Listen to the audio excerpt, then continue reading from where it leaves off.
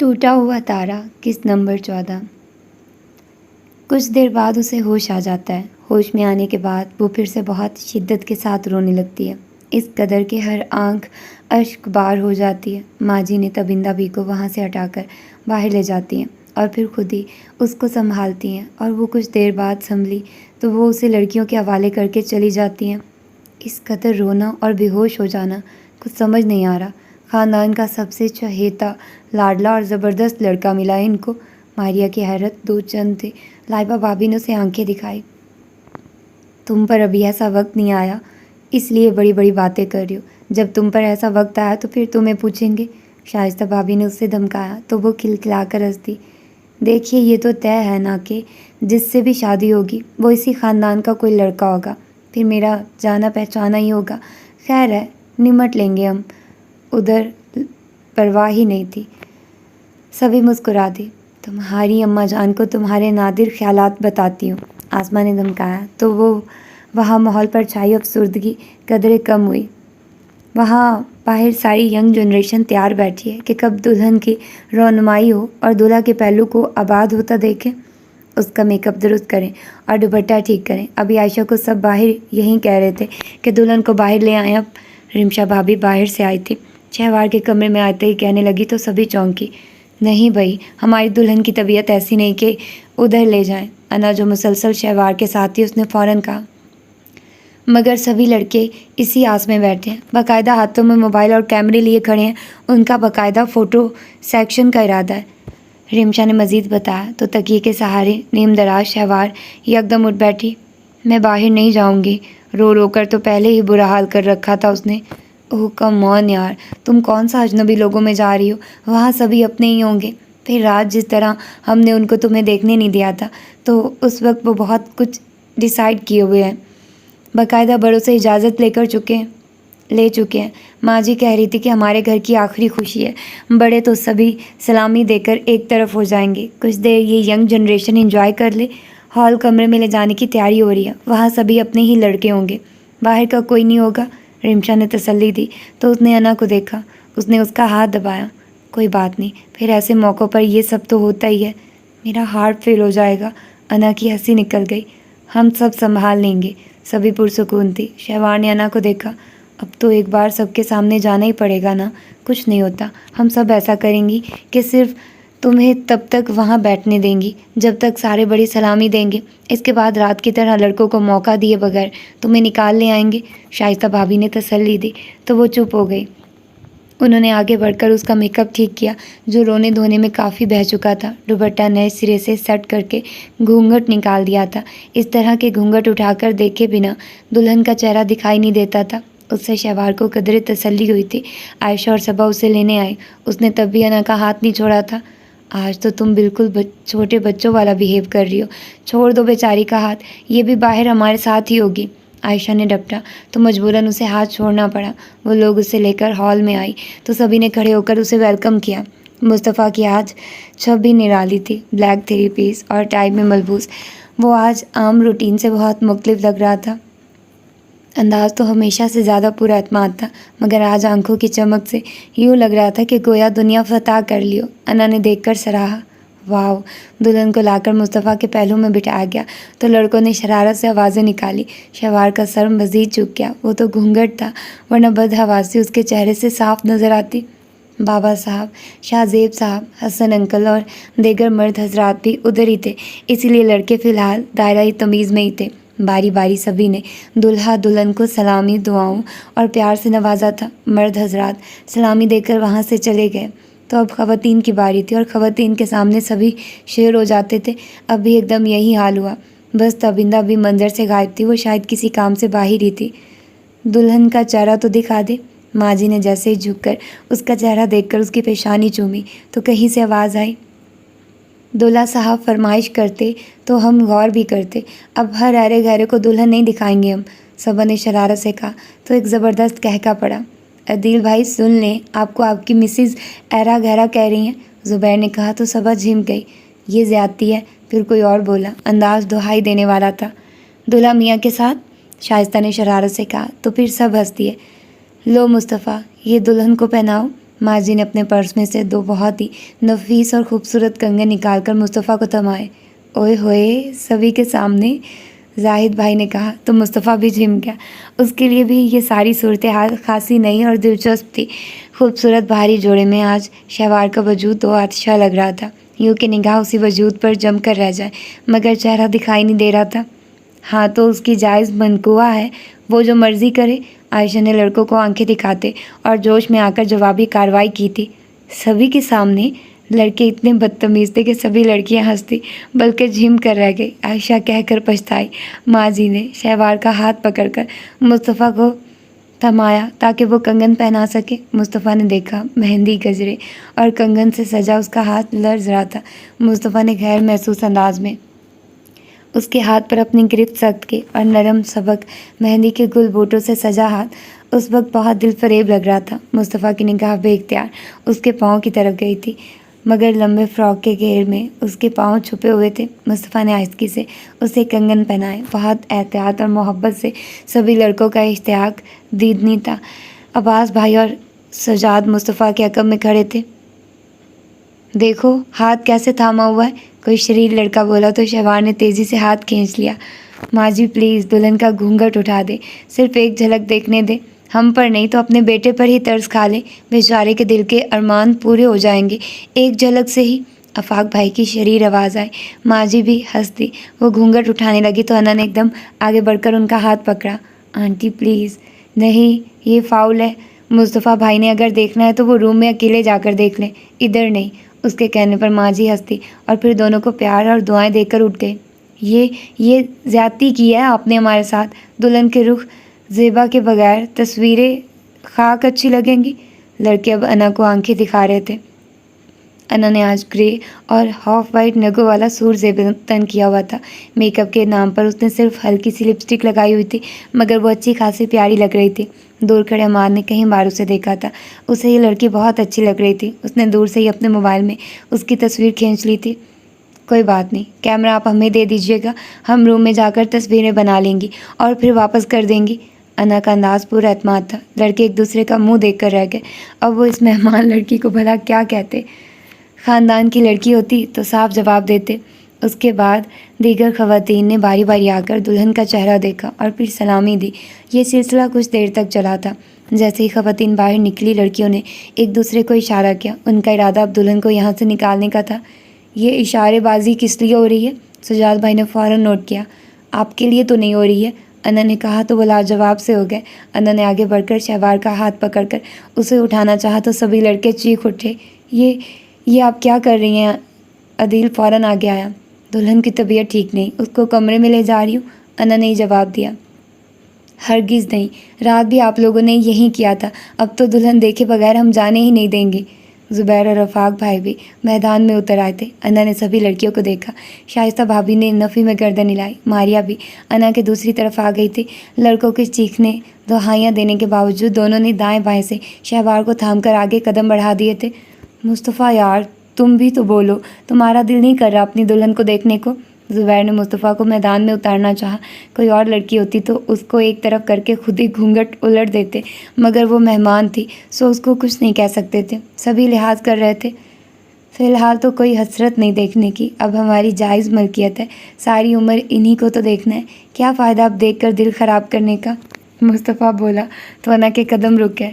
کیا اب ایسی بھی بدصورت نہیں ہے کہ آپ کو دیکھ کر برا لگے؟ اس نے فوراً کہا تو لڑکوں کے کہکے نے احساس دلایا کہ وہ کچھ غلط کہہ گئی ہے۔ اس نے زبان دانتوں تلے دبا لی۔ اتنی حسین ہوتی تو تم لوگ چہرہ ہی کیوں چھپاتی؟ لڑکوں کی طرف سے جوابی حملہ ہوا۔ وہ لوگ وہیں جم کر رہ گئی تھی۔ اب بات ان کی عزت کی تھی۔ یہ گھونگھٹ محض فارمیلٹی تھی، ماریا نے بھی کہا۔ ان میں سے کسی کو بھی بدصورتی والا طعنہ ہضم نہیں ہوا تھا۔ ہاں میں نے سنا ہے، کوئی کہہ رہا تھا کہ دلہن خاصی بدصورت لگ رہی ہے، ذرا بھی روپ نہیں آیا، زبیر نے بہت سنجیدگی سے کہا تو شائستہ بھابھی نے دل تھاما۔ ہائے یہ ہوائی کس نے اڑائی؟ شائستہ چیخی۔ یہ شائستہ بھابھی کے ہاتھوں کا کمال ہے، سنا ہے انہی نے تیار کیا تھا، محترمہ کو اب ان کے ہاتھوں کی پول کھل رہی ہے تو دلہن کا چہرہ چھپا دیا ہے۔ عدیل نے کہا اور شرارت سے شائستہ کو دیکھا جس نے انتہائی غصے سے اسے دیکھا۔ خواہ اتنا برا تیار نہیں کرتی میں، چلے مان تو رہی ہیں کہ کچھ حد تک تو برا تیار کر لیتی ہے۔ وہ سب کون سا کم تھے، رج کے زج کر رہے تھے۔ ہاں، اس بات کو تو میں بھی گواہ ہوں، روز کمرے سے چیخیں مار کر باہر بھاگتا ہوں۔ زاہد بھائی بھی ان کی شرارت میں شامل ہو گئے تھے اور شائستہ بھابھی کے واقعی دل پر لگی تھی یہ بات۔ کوئی نہیں، میرے ہنر کی کسی کو قدر ہی نہیں، خود ہی دیکھ لیں کتنی پیاری لگ رہی ہے آج شہوار۔ بھابھی نے ایک دم جذبات میں آ کر بغیر سوچے سمجھے شہوار کا گھونگھٹ الٹ دیا۔ واو، اوئے اوئے، جیو بھابھی۔ لڑکوں نے تو باقاعدہ بھنگڑا ڈالنا اور تالیاں پیٹنا شروع کر دی تھی۔ مصطفیٰ کی بھی نگاہ اٹھی تو گویا جم سی گئی تھی۔ وہ حسین تو تھی ہی، مگر اس وقت رنگ و روپ دو آتشا ہوا تھا۔ روایتی دلہنوں کی طرح زیورات سے اجتناب کیا گیا تھا، مگر حسن دیکھنے والے کو پہلی نگاہ میں ہی مبہوت کر دینے کو کافی تھا۔ سبھی مبہوت ہوئے تھے۔ یہ کیا کر دیا آپ نے؟ لڑکیوں کو لڑکوں کی ساری شرارت جب سمجھ میں آئی تو انہوں نے سر پیٹ لیے۔ شائستہ بھابھی نے خود زبان دانتوں تلے دبا لی، اور سب سے برا شہوار کا حال تھا۔ اس نے فوراً چہرہ موڑا اور ماریا نے تیزی سے دوبارہ گھونگھٹ الٹ دیا۔ اب کیا فائدہ، ہم نے تو دلہن دیکھ ہی لی ہے۔ عباس بھائی نے بھی ہنس کر کہا۔ آپ سے کیا پڑتا، آپ تو نکاح نامے پر سائن کروانے آئے تھے، پر وہ تو ان سب سے تھا۔ شائستہ نے اپنی حرکت پر شرمندہ ہوتے کہا۔ دراصل ہم دونوں دلہن کی طرف سے گواہوں میں شامل تھے نا، اس لیے ہمیں ہی آنا پڑا۔ سجاد بھائی نے بھی وضاحت کی۔ چلو تم شہوار کو اندر لے جاؤ، اب ادھر ایک منٹ بھی نہیں رکنا۔ بدتمیز کہیں کے، لے کر ساری عقل ہی کھا گئے، ذرا بھی سمجھ نہیں آئی کہ تیش دلا رہے ہیں۔ شائستہ نے ناراضی سے لڑکوں کو دیکھتے ہوئے کہا تو دونوں نے قدم بڑھا دیے۔ دیکھیے، اس میں بھی آپ کا کوئی قصور نہیں، ساری بات بلکہ کمال تو زاہد بھائی کا ہے۔ کیا تانا دل پر لگا تھا ٹھا کر کے، زبیر نے کہا تو وہ جھم گئی۔ چلو اس بہانے ہمارے دلہا میاں نے اپنی منقوہ کو دیکھ لیا۔ مصطفیٰ کا مسکراتا چہرہ عدیل کو اس کی طرف مبذول کر رہا تھا۔ وہ سب دلہن کو نکال کر لے گئی تھی، اب ادھر بیٹھنا فضول تھا۔ جانتا تھا کہ اب سب مل کر اس کا ریکارڈ لگائیں گے۔ مجھے ویسے بھی کوئی فرق نہیں پڑتا، مصطفیٰ نے سنجیدگی سے کہتے کندھے اچکاتے باہر کی طرف قدم بڑھائے تو سبھی نے اس کا رستہ روکا۔ کدھر؟ وہ احسن اور ولید کی خیر خبر لے لوں۔ خواتین کی وجہ سے وہ اندر آ تو نہیں رہتے، صرف نکاح کے دوران آئے تھے اور پھر نکل گئے تھے۔ مجھے ان کی فکر ہو رہی ہے، کہیں بور نہ ہو رہے ہوں۔ اس نے یہاں سے بھاگنے کا بہانہ بنایا، ورنہ جانتا تھا ایک دفعہ اگر ان کے ہاتھ لگ گیا تو بری طرح شامت آئے گی۔ چلو پھر سبھی ادھر ہی چلتے ہیں، ان کے پاس ہی بیٹھ کر محفل جماتے ہیں۔ آفاق نے فوراً پروگرام ترتیب دیا تو سبھی لڑکے مل کر باہر کی طرف چل دیے۔ دیکھو کتنے بدتمیز ہیں، اور میں بھی کتنی پاگل ہو گئی کہ یہ سب اصل میں چاہ کیا رہے ہیں، ذرا بھی سمجھ نہ پائی۔ بھابھی شرمندہ تھی اور لڑکوں کی شرارت پر ہنس بھی رہی تھی۔ اس میں آپ کا اتنا بھی قصور نہیں جتنا زاہد بھائی کی تانا بازی کا تھا، صبا نے کہا تو وہ ہنس دی۔ ہاں واقعی ان کی بات تو دل پر لگی تھی، انہوں نے برملا اعتراف کیا۔ مصطفیٰ بھائی کو دیکھا تھا کیسے ان کی نگاہ شہوار کے چہرے پر ہی جم سی گئی تھی، اور باقی سارے لڑکے بدتمیز وہ بھنگڑا ڈالنے تالیاں پیٹنے لگ گئے تھے۔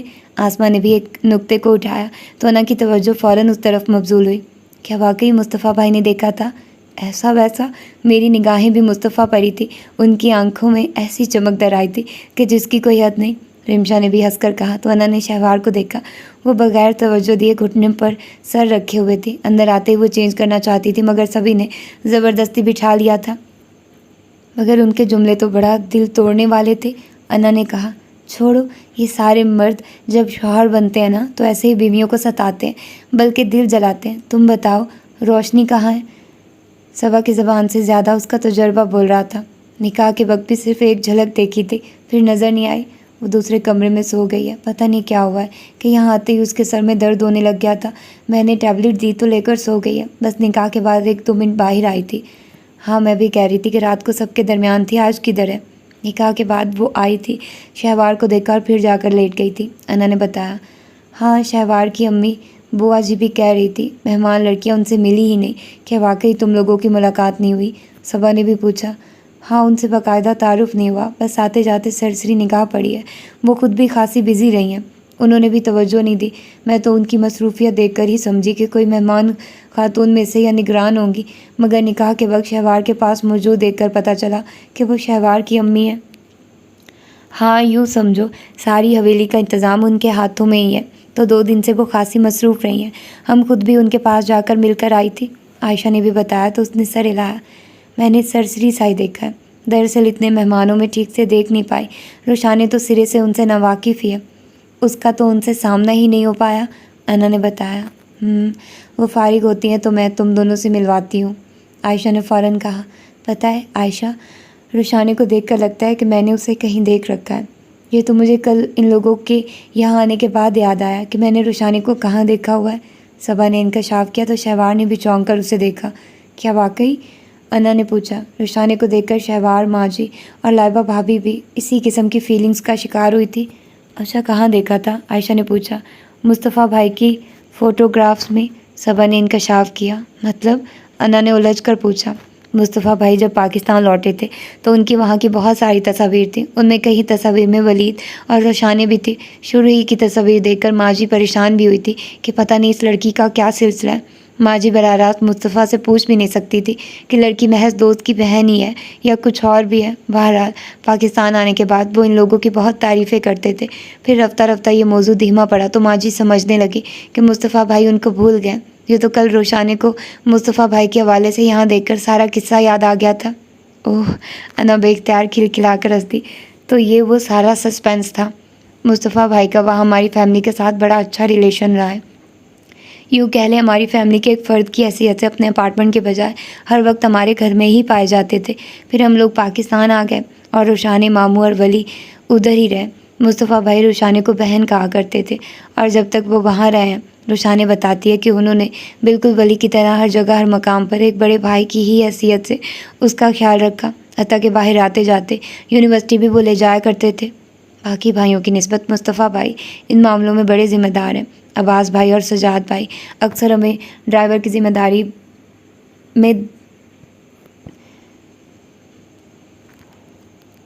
میں دے جاتے تھے، مگر جب سے مصطفیٰ پاکستان آیا ہے، کہیں جانا ہو، گھر میں ڈرائیور بھی ہو تو خود ہی لے جاتا ہے۔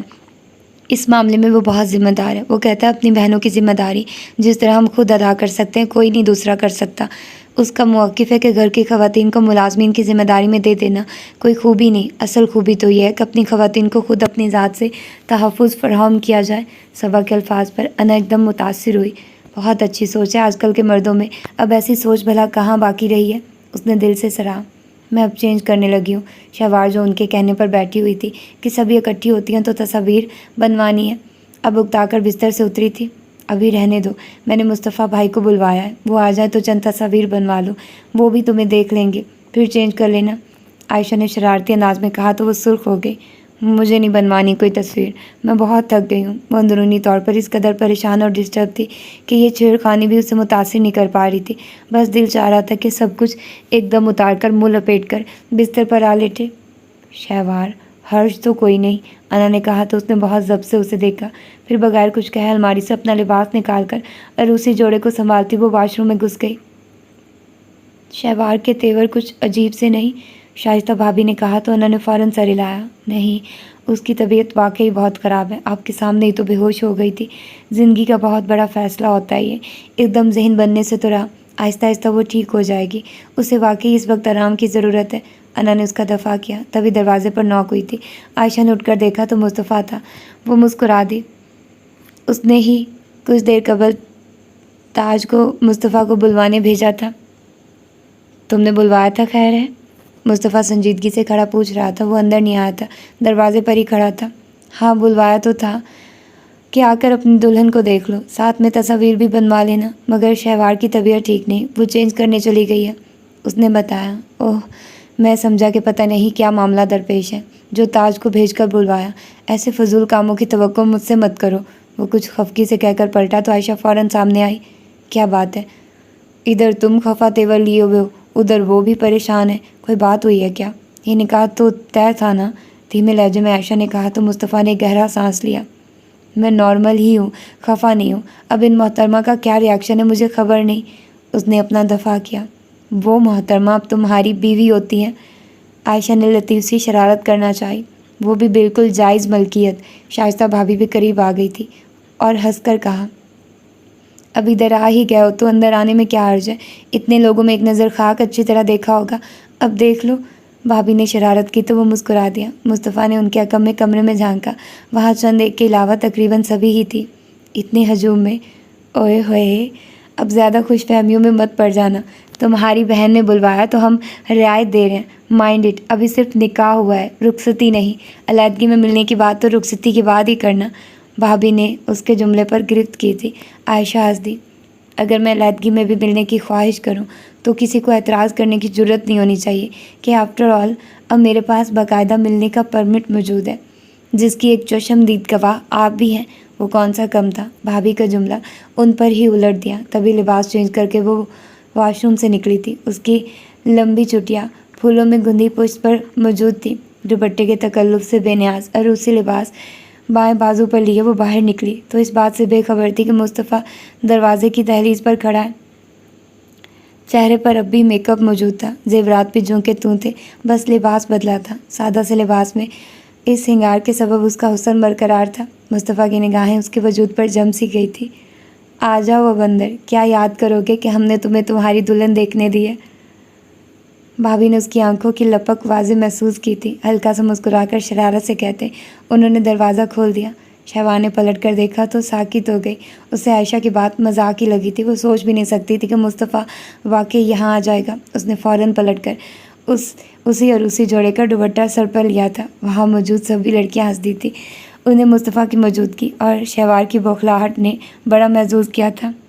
اکیلے ہی آئے ہیں یا باقی ٹیم بھی ہمراہ ہے؟ صبا نے مسکرا کر پوچھا۔ اتنا کم عقل نہیں ہو، تمہارا بھائی عائشہ نے پیغام دے کر بلوایا تھا، وہ بھی شہوار کے کمرے میں۔ دروازے پر نوک کرتے وقت نیند میں نہیں تھے، حواس میں تھے کہ شہوار کا ہی کمرہ ہے۔ ایسے میں پوری ٹیم کو ساتھ لا کر اپنا چانس مس نہیں کروانا تھا محترم نے۔ بھابھی بھی پوری کایا تھی۔ مصطفیٰ جھم کر رہ گیا۔ مجھے تو خواہ بدنام کیا جا رہا ہے۔ مجھے تو یہی پیغام ملا تھا کہ باجی عائشہ اس کمرے میں بلوا رہی ہیں اور باقی سب کسی اور کمرے میں دلہن سمیت موجود ہیں۔ مصطفیٰ بندر آ گیا تھا۔ آرام سے سینے پر ہاتھ باندھ کر بھابھی کے جملے کا جواب دیا۔ ہاں، یہ بہانے تو وہ سچ سمجھی جو کم عقل ہے۔ شہوار ساکت سی تھی۔ وہ نہ پلٹ سکتی تھی اور نہ ہی کہیں اور جا سکتی تھی۔ دل میں تو یہی خیال ہی اس دروازے تک آئے ہوگے کہ عائشہ تمہیں شہوار سے ملوا رہی ہے۔ بھابھی اتنی جلدی بخشنے والی نہ تھی۔ سبھی لڑکیاں ہنستی۔ چلے ٹھیک ہے، ایسا ہے تو ایسا ہی صحیح۔ براہ مہربانی کچھ دیر کے لیے کمرہ خالی کر سکتی ہیں آپ لوگ؟ رخ موڑے کھڑی شہوار کو دیکھتے مصطفیٰ نے ایک دم کچھ سوچ کر کہا تو سبھی چونکی۔ نہیں، کمرہ خالی نہیں کرنا ہم نے۔ عائشہ نے فوراً انکار کر دیا۔ اس کے پیش نظر شہوار کی ذات تھی، یقیناً وہ بعد میں خفا ہوتی۔ کوئی حرج بھی نہیں، ہم کمرہ خالی کر دیتے ہیں، بیچارے کی خواہش ہے، آج کے دن پوری کر دیتے ہیں۔ آؤ شہوار، ساتھ والے کمرے میں چلتے ہیں۔ شائستہ بھابھی تو اس وقت پورے موڈ میں تھی۔ فوراً کانپتی لرزتی شہوار کو بازو میں لیا تھا۔ انہوں نے ہنستے ہوئے سر تھاما۔ مصطفیٰ کی حالت دیکھنے والی تھی۔ اس نے بڑی بے بسی سے سبھی لڑکیوں کو دیکھا۔ مصطفیٰ نے آنکھوں ہی آنکھوں میں صبا کو کوئی اشارہ کیا تھا۔ پہلے تو وہ تذبذب کی حالت میں کھڑی رہی اور پھر شہوار کی طرف بڑھی۔ شہوار کو رہنے دے، آپ باقی سب کو لے کر نکلیے یہاں سے۔ اب میرا بھائی اس سارے قصے کا برابر کا شراکت دار ہے۔ اگر وہ علیحدگی میں دلہن کو دیکھنا چاہتا ہے تو حرج ہی کیا ہے؟ صبا نے ان کی گرفت سے شہوار کا ہاتھ نکالا۔ اوئے ہوئے، بھائی کی طرفداریاں، ابھی باہر جا کر ڈھنڈورا پیٹ دو تو، بھابھی نے دھمکایا۔ کوئی بات نہیں، ہم زاہد بھائی کو بلوا لیتے ہیں، وہ آ کر لے جاتے ہیں آپ کو، مصطفیٰ نے سنجیدگی سے کہا تو بھابھی کی شکل دیکھنے والی تھی۔ آؤ لڑکیوں چلتے ہیں، آج کا دن ویسے بھی اسی کا ہے، ایک اور سرخوشی صحیح۔ کیا یاد کرے گا؟ بھابھی نے ہنستے ہوئے کہا تو مصطفیٰ مسکرا دیا۔ ذرا نوازی ہے آپ کی، اس نے سر تسلیم خم کیا۔ بھابھی سمیت باقی سبھی ایک ایک کر کے نکل گئی تھی۔ عائشہ اور رنا کے نکلنے کے بعد صبا نے لرزتی کامتی شہوار کو بڑی شرارتی نظروں سے دیکھا تھا۔ بالکل سادہ سوٹ میں عروسی لباس کا دوپٹہ لیے ہوئے بھی وہ بہت پیاری لگ رہی تھی۔ صبا نے اس کے ہاتھ سے لباس لے کر بستر پر رکھ دیا تھا۔ صبا، اس نے روحان سے انداز میں اس کا ہاتھ تھاما تو اس نے مسکرا کر دیکھا۔ میرا بھائی اتنا خوفناک نہیں ہے کہ تم اتنا ڈرو، اس نے شرارت کی۔ اوکے چلتی ہوں، کچھ نہیں کہیں گے، بس تھوڑی دیر ٹھہریں گے اور پھر چلے جائیں گے، ہم باہر ہی ہیں۔ اس نے دھیمے سے اسے تسلی دی اور اپنا ہاتھ چھڑوا کر دروازے کی طرف بڑھی۔ مصطفیٰ بھائی دیکھیے، خیال رکھیے گا، پہلے ہی اس کی طبیعت خراب ہے، جاتے جاتے اس نے تاکید کی تو مصطفیٰ مسکرا دیا۔ صبا باہر نکلی تو مصطفیٰ نے پلٹ کر دروازہ لاک کر دیا۔ وہ عائشہ کے ساتھ مسکراتی ہوئی باہر نکلی تھی، مگر ہاتھ میں پکڑے موبائل کی بیل بجنے لگی۔ اس نے دیکھا ولید کی کال تھی۔ اس نے مسکراتے ہوئے کال اٹینڈ کی۔ اس وقت اس کا اپنا دل بھی ولید کے پاس جانے کو چاہ رہا تھا۔ جی ولی، انا یہ میں ہوں، احسن، تم ذرا باہر آؤ، مجھے تم سے ضروری بات کرنی ہے، احسن نے کہتے ہی کال بند کر دی تھی۔ میں ابھی آتی ہوں، وہ عائشہ سے کہہ کر فوراً باہر آ گئی تھی۔ وہ لان سے گزر رہی تھی جب کوئی ایک دم سامنے آیا تھا۔ وہ ایک دم ٹھٹک کر رکی۔ کون؟ شام کا اندھیرا ہر سو پھیل رہا تھا۔ عصر کے بعد نکاح ہوا، پھر کھانا کھایا گیا، اب تو رات پھیل رہی تھی۔ السلام علیکم۔ انا سامنے والے کو دیکھ کر الجھی۔ یہ انہی لوگوں میں سے کوئی لڑکا تھا۔ رات اور دن میں بھی ایک دو بار دکھائی دیا تھا۔ باقاعدہ کسی لڑکے سے کوئی تعارف تو ہوا نہیں تھا۔ اب ہر کوئی اپنے شوہر یا بھائی کا نام لے کر ذکر کر رہی تھی۔ اس لڑکے کے بارے میں وہ بے خبر ہی تھی کہ کون ہے۔ کیسی ہیں آپ؟ وہ باقاعدہ نزدیک آ کر کھڑا ہوا تھا۔ انا نے ناگواری سے دیکھا۔ آپ کون؟ اس خاندان کا ایسا لڑکا تو کوئی تھا نہیں کہ یوں اچانک روک کر حال چال پوچھتا۔ اب تک تو اچھا خاصا مہذبانہ رویہ رہا تھا سبھی کا، مہمان سمجھ کر خاصی عزت سے پیش آ رہے تھے۔ جی حماد، لڑکے نے تعارف کروایا، تو بھی وہ اسے دیکھی گئی۔ تعارف نامکمل سا تھا۔ آپ کا نام بہت پیارا ہے، بالکل آپ ہی کی طرح، بالکل یونیک سا۔ آپ کو پریشان کرنا میرا مقصد نہ تھا۔ آپ کو ادھر سے گزرتے دیکھا تو روک لیا۔ میں زاہد بھائی کا سب سے چھوٹا بھائی ہوں، وہ کہہ رہا تھا۔ انہوں نے خاصی حیرت اور الجھن سے دیکھا۔ اس کے ہاتھ میں موجود موبائل پھر بجنے لگا تو وہ اسے وہیں چھوڑ کر فوراً وہاں سے بھاگی تھی۔ پتہ نہیں کیوں روکا مجھے، اور نام کی تعریف کا بھلا کیا مقصد تھا؟ وہ الجھتے ہوئے ولید اور احسن کے کمرے کی طرف چلی آئی۔ ولید تھا نہیں، احسن موجود تھا۔ خیریت بھائی، ولید کہاں ہے؟ ان کا موبائل آپ کے پاس کیوں ہے؟ ولید مصطفیٰ کے بھائیوں کے ساتھ ذرا باہر نکلا ہے، وہ اپنا موبائل یہیں بھول گیا تھا۔ گھر سے کال آئی تھی، پاپا چاہ رہے تھے کہ ہم فوراً واپس پہنچے۔ احسن نے بلانے کی وجہ بتائی تو وہ چونکی۔ کیوں خیریت؟ ہمارا تو کل کا دن بھی رکنے کا پروگرام تھا نا۔ ماموں کی طبیعت ٹھیک نہیں ہے، ان کا بی پی کافی شوٹ کر گیا ہے، وہ آج سارا دن ہسپتال میں گزار کر آئے ہیں، احسن بتا رہا تھا۔ اوہ، اب کیسی طبیعت ہے؟ وہ فوراً فکر مند ہو گئی۔ پاپا بتا رہے ہیں کہ پہلے سے بہتر ہے، مگر وہ ولید اور رخشانے کو یاد کر رہے ہیں، اور پاپا کا خیال ہے کہ ہم آج ہی واپس آ جائیں، احسن نے مزید بتایا۔ ولید کو علم ہے؟ نہیں، ابھی میرے نمبر پر ہی کال آئی تو میں نے اسے کال کی تو پتہ چلا کہ وہ موبائل یہیں چھوڑ گیا ہے۔ رخشانے کہاں ہے؟ انہوں نے مزید پوچھا۔ پتہ نہیں کیا ہوا ہے، اسے رات تک ٹھیک تھی، صبح بھی ٹھیک تھی، عصر کے بعد سے شدید سر درد ہو رہا تھا اسے۔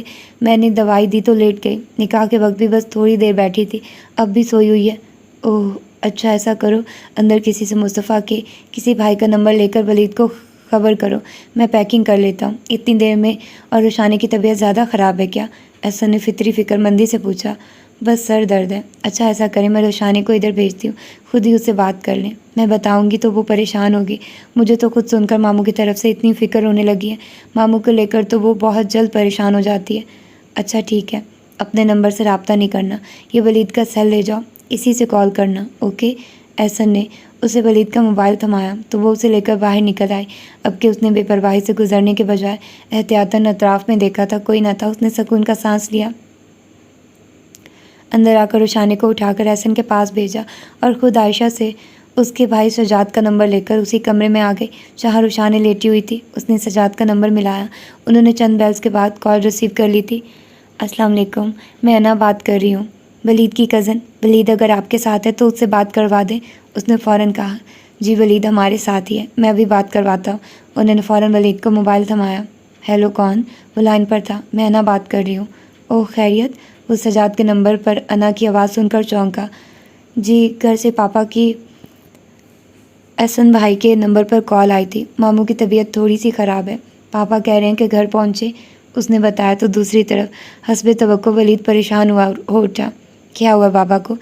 احسن بھائی بتا رہے تھے کہ ان کا بی پی شوٹ کر گیا تھا، آج سارا دن وہ ہسپتال میں رہے، آپ اپنا سیل ادھر ہی چھوڑ گئے تھے، اسی لیے عائشہ سے نمبر لے کر اس نمبر پر کال کرنا پڑی، اس نے تفصیلاً کہا۔ اوکے، ہم ابھی واپس آتے ہیں۔ اس نے کال بند کی، موبائل ابھی اس کے ہاتھ میں ہی تھا کہ بجنے لگا۔ ولید کے موبائل پر کال تھی، اس نے اسکرین دیکھی تو وہاں کیتھی کے حروف جگمگا رہے تھے۔ انا کے ٹھٹکنے کی بڑی وجہ نام نہیں بلکہ نام کے ساتھ اسکرین پر جلوہ افروز تصویر تھی۔ اس نے کبھی ولید کا موبائل نہیں پکڑا تھا، اسے نہیں خبر تھی کہ اس کا موبائل کیسا ہے، کس ماڈل کا ہے اور کس قسم کا ہے، مگر اب موبائل پر جلوہ افروز تصویر اسے ساکت کر گئی تھی۔ یہ تصویر کیتھی نام کے نمبر کے ساتھ مخصوص کی گئی تھی۔ بہت ہی خوبصورت امریکن لڑکی، اتنی دلکش تو ضرور تھی کہ وہ اسے دیکھ کر ساکت رہ جاتی، مگر اس وقت ساکت ہونے کی اہم وجہ لڑکی کے ساتھ کھڑا ولید تھا، جس نے ایک بہت خاص انداز میں لڑکی کا ہاتھ تھاما ہوا تھا۔ اس نے لرزتے ہاتھوں سے کال ریسیو کی تھی۔ کہاں تھے؟ میں کب سے کال کر رہی تھی، امریکن لب و لہجے میں کہتی وہ لڑکی انا کو لڑکھڑانے پر مجبور کر گئی تھی۔ وہ ایک دم بستر کے کنارے گری تھی۔ ابھی مصطفیٰ سے میری بات ہوئی تھی، وہ بتا رہا تھا کہ تم اس کے نکاح کے سلسلے میں اس کے ہاں آئے ہوئے ہو، وہ لڑکی انگلش میں کہہ رہی تھی۔ انا نے خاموشی سے لب دانتوں تلے دبا لیے۔ یہ لڑکی کون تھی؟ اس کا ولید سے کیا تعلق تھا؟ وہ ولید کے ساتھ اس تصویر میں کیا کر رہی تھی؟ وہ گمسم حواس باختہ سی بس کان سے موبائل لگائے سن رہی تھی۔ Waleed, where are you listening me? وہ کوئی جواب نہ پا کر کہہ رہی تھی۔ انا نے کال بند کی۔ اس کی آنکھوں میں ایک دم نمی سمٹ آئی۔ کال بند ہوتے ہی تصویر غائب ہو گئی تھی، مگر انا ابھی بھی اذیت کی گہری کشمکش میں تھی۔ اس نے آج پہلی بار ولید کا موبائل تھاما تھا اور پہلی بار ہی جھٹکا لگا تھا۔ تو کیا ولید اس لیے اس کی طرف متوجہ نہیں ہوتا تھا؟ کوئی اس کے اندر سے پکارا؟ کیا یہ کشش تھی جو اس کے ولید کے سامنے بے مایا کر دیتی تھی، اور ولید نے کبھی آنکھ اٹھا کر نہیں دیکھا تھا کہ وہ بھی کہیں موجود ہے؟ اس نے لرزتے ہاتھوں سے ولید کے موبائل کو تھاما۔ اس کا موبائل دیکھتے، مختلف فنکشنز چیک کرتے، مختلف فائلز کھولتے بند کرتے اس کا ذہن بالکل خالی تھا۔ پھر ایک فائل کھولتے وہ ٹھٹکی تھی۔ اس میں مختلف تصاویر تھیں، ولید کی مختلف لوگوں کے ساتھ، مختلف جگہوں مقامات کی تصویر تھی، کچھ ماموں اور روشی کے ساتھ بھی تھی۔ بعض تصاویر کسی پارک، کسی جھیل کے کنارے کی تھی۔ ہر تصویر میں ولید کا ایک الگ انداز تھا، ایک خاص سٹائل میں، مگر ہر تصویر میں اس کی شخصیت کی وجاہت و خوبصورتی برقرار تھی۔ اور ایک تصویر دیکھ کر وہ ٹھٹک گئی تھی۔ یہ وہی تصویر تھی جو کیتھی نام کے نمبر کے ساتھ محفوظ تھی، مگر اگلی تصویر ایسی تھی کہ وہ کتنی دیر تک بے حس و حرکت تصویر کو گھورے گئی تھی۔ ولید کی اس لڑکی کے ساتھ اسی لباس اور ماحول میں کھینچی گئی تصویر تھی، مگر تصویر میں یہ خاص بات تھی کہ ولید سر جھکائے لڑکی کا ہاتھ پکڑے اسے کوئی چیز پہنا رہا تھا۔ دونوں کے ہونٹوں پر بڑی دل فریب مسکراہٹ تھی۔ انا کی آنکھوں سے بے اختیار آنسو بہتے چلے گئے۔ اس سے زیادہ اس کی ہمت نہ تھی کہ وہ کچھ دیکھتی۔ اس نے ایک دم فائلز بند کرتے موبائل ایک طرف ڈال دیا تھا۔ اسے لگا کہ اس کا دل ٹوٹ گیا ہے۔ پہلے کوئی امید تھی، کوئی آس تھی، مگر اب ایک دم لگا کہ جیسے سب کچھ ختم ہو گیا ہے، اب کچھ بھی باقی نہیں رہا تھا۔ اس نے خود کو مزید بکھرنے سے بچانے کے لیے واش روم میں بند کر لیا تھا۔ مصطفیٰ دروازہ بند کر کے پلٹا تو وہ اسی طرح رخ موڑے کھڑی تھی، سادہ لباس کے اوپر عروسی دوپٹہ اوڑھے۔ وہ خاصی دلکش لگ رہی تھی۔ بڑا سا بھاری کامدار دوپٹہ بمشکل سر پر ٹکا ہوا تھا۔ اس دن جب وہ اس کے کمرے میں آیا اور اس کا زخم دیکھا تو بے پناہ غصے میں آ گیا تھا۔ اس کے بعد وہ سیدھا آفس گیا تھا اور ایاز کو روئی کی طرح دھنک کر رکھ دیا تھا۔ وہ تو اس کے سامنے کچھ بھی نہ تھا، چند ضربوں سے ہی ادھموا ہو گیا تھا۔ تب امجد خان اور باقی ساتھیوں نے زبردستی اس پر قابو پاتے اسے ایاز سے دور ہٹایا تھا، ورنہ اس دن ایاز اس کے ہاتھوں مر جاتا۔ اس کے بعد دوبارہ امجد خان نے اسے ایاز کے پاس نہیں جانے دیا تھا، بلکہ اس وقت بابا کو بلوا کر اسے باز رکھنے کے اقدامات کر دیے تھے، ورنہ ایاز کو مار دینے کی تحریک تو ابھی بھی دل میں اٹھتی تھی۔ اس دن کے بعد وہ دانستہ شہوار کے سامنے نہیں آیا تھا۔ یوں لگتا تھا کہ اس کے آنسو اب بھی انگاروں کی مانند سینے پر دہک رہے تھے۔ پھر اگلے دن وہ گاؤں چلی آئی تھی، اور اس کے بعد اب سامنا ہو رہا تھا۔ رات تو وہ چادر میں چھپی ہوئی تھی، وہ دیکھ ہی نہیں پایا تھا۔ کچھ دیر قبل اگر گھونگھٹ الٹا بھی تھا تو دل کو سیری نہ ہوئی تھی۔ وہ آہستگی سے چلتا ہوا اس کے عقب میں آ ٹھہرا تھا۔ شہوار، اس نے پکارا تو شہوار نے سر سے سرکتے دوپٹے کو ہاتھ سے تھاما۔ وہ سخت پریشان اور کنفیوز تھی۔ اسے لگ رہا تھا کہ وہ گر جائے گی، اور آہستگی سے رخ بدلے بغیر بستر کے کنارے ٹک گئی۔ بہرحال وہ شخص کا سامنا نہیں کر سکتی تھی، کہاں وہ کوئی بھی بندھن باندھنے کو تیار نہ تھی، اور اب ایک نئی حیثیت سے اس کے سامنے تھی۔ خجالت و شرمندگی سے برا حال ہو رہا تھا۔ نہ جانے یہ شخص اس کے بارے میں کیا سوچتا ہوگا۔ جی چاہ رہا تھا کہ شرمندگی و خجالت سے مر جائے۔ مصطفیٰ اس کے بیٹھنے پر دوسری طرف ہوتے اس کے ساتھ ہی کنارے پر ٹک گیا۔ اب اس کا رخ مصطفیٰ کے سامنے تھا۔ مصطفیٰ نے چند پل اسے بغور دیکھا۔ کوئی بات نہیں کرو گی؟ مصطفیٰ نے بہت اپنائیت سے پوچھا تو وہ ایک دم نفی میں سر ہلا گئی۔ آپ جائیے پلیز، چونکہ سر سمیت اس نے کہا۔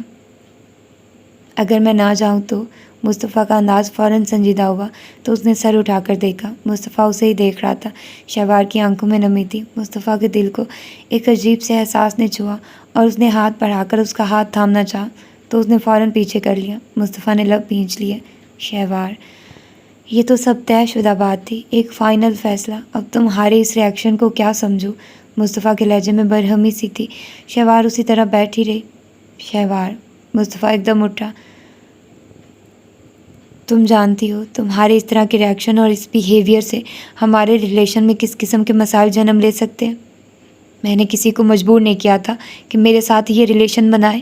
آنکھوں میں آئی نمی کو پیچھے دھکیلتے شہوار نے حد درجہ تلخی سے کہا، تو مصطفیٰ کہیں ثانیوں سے دیکھے گیا۔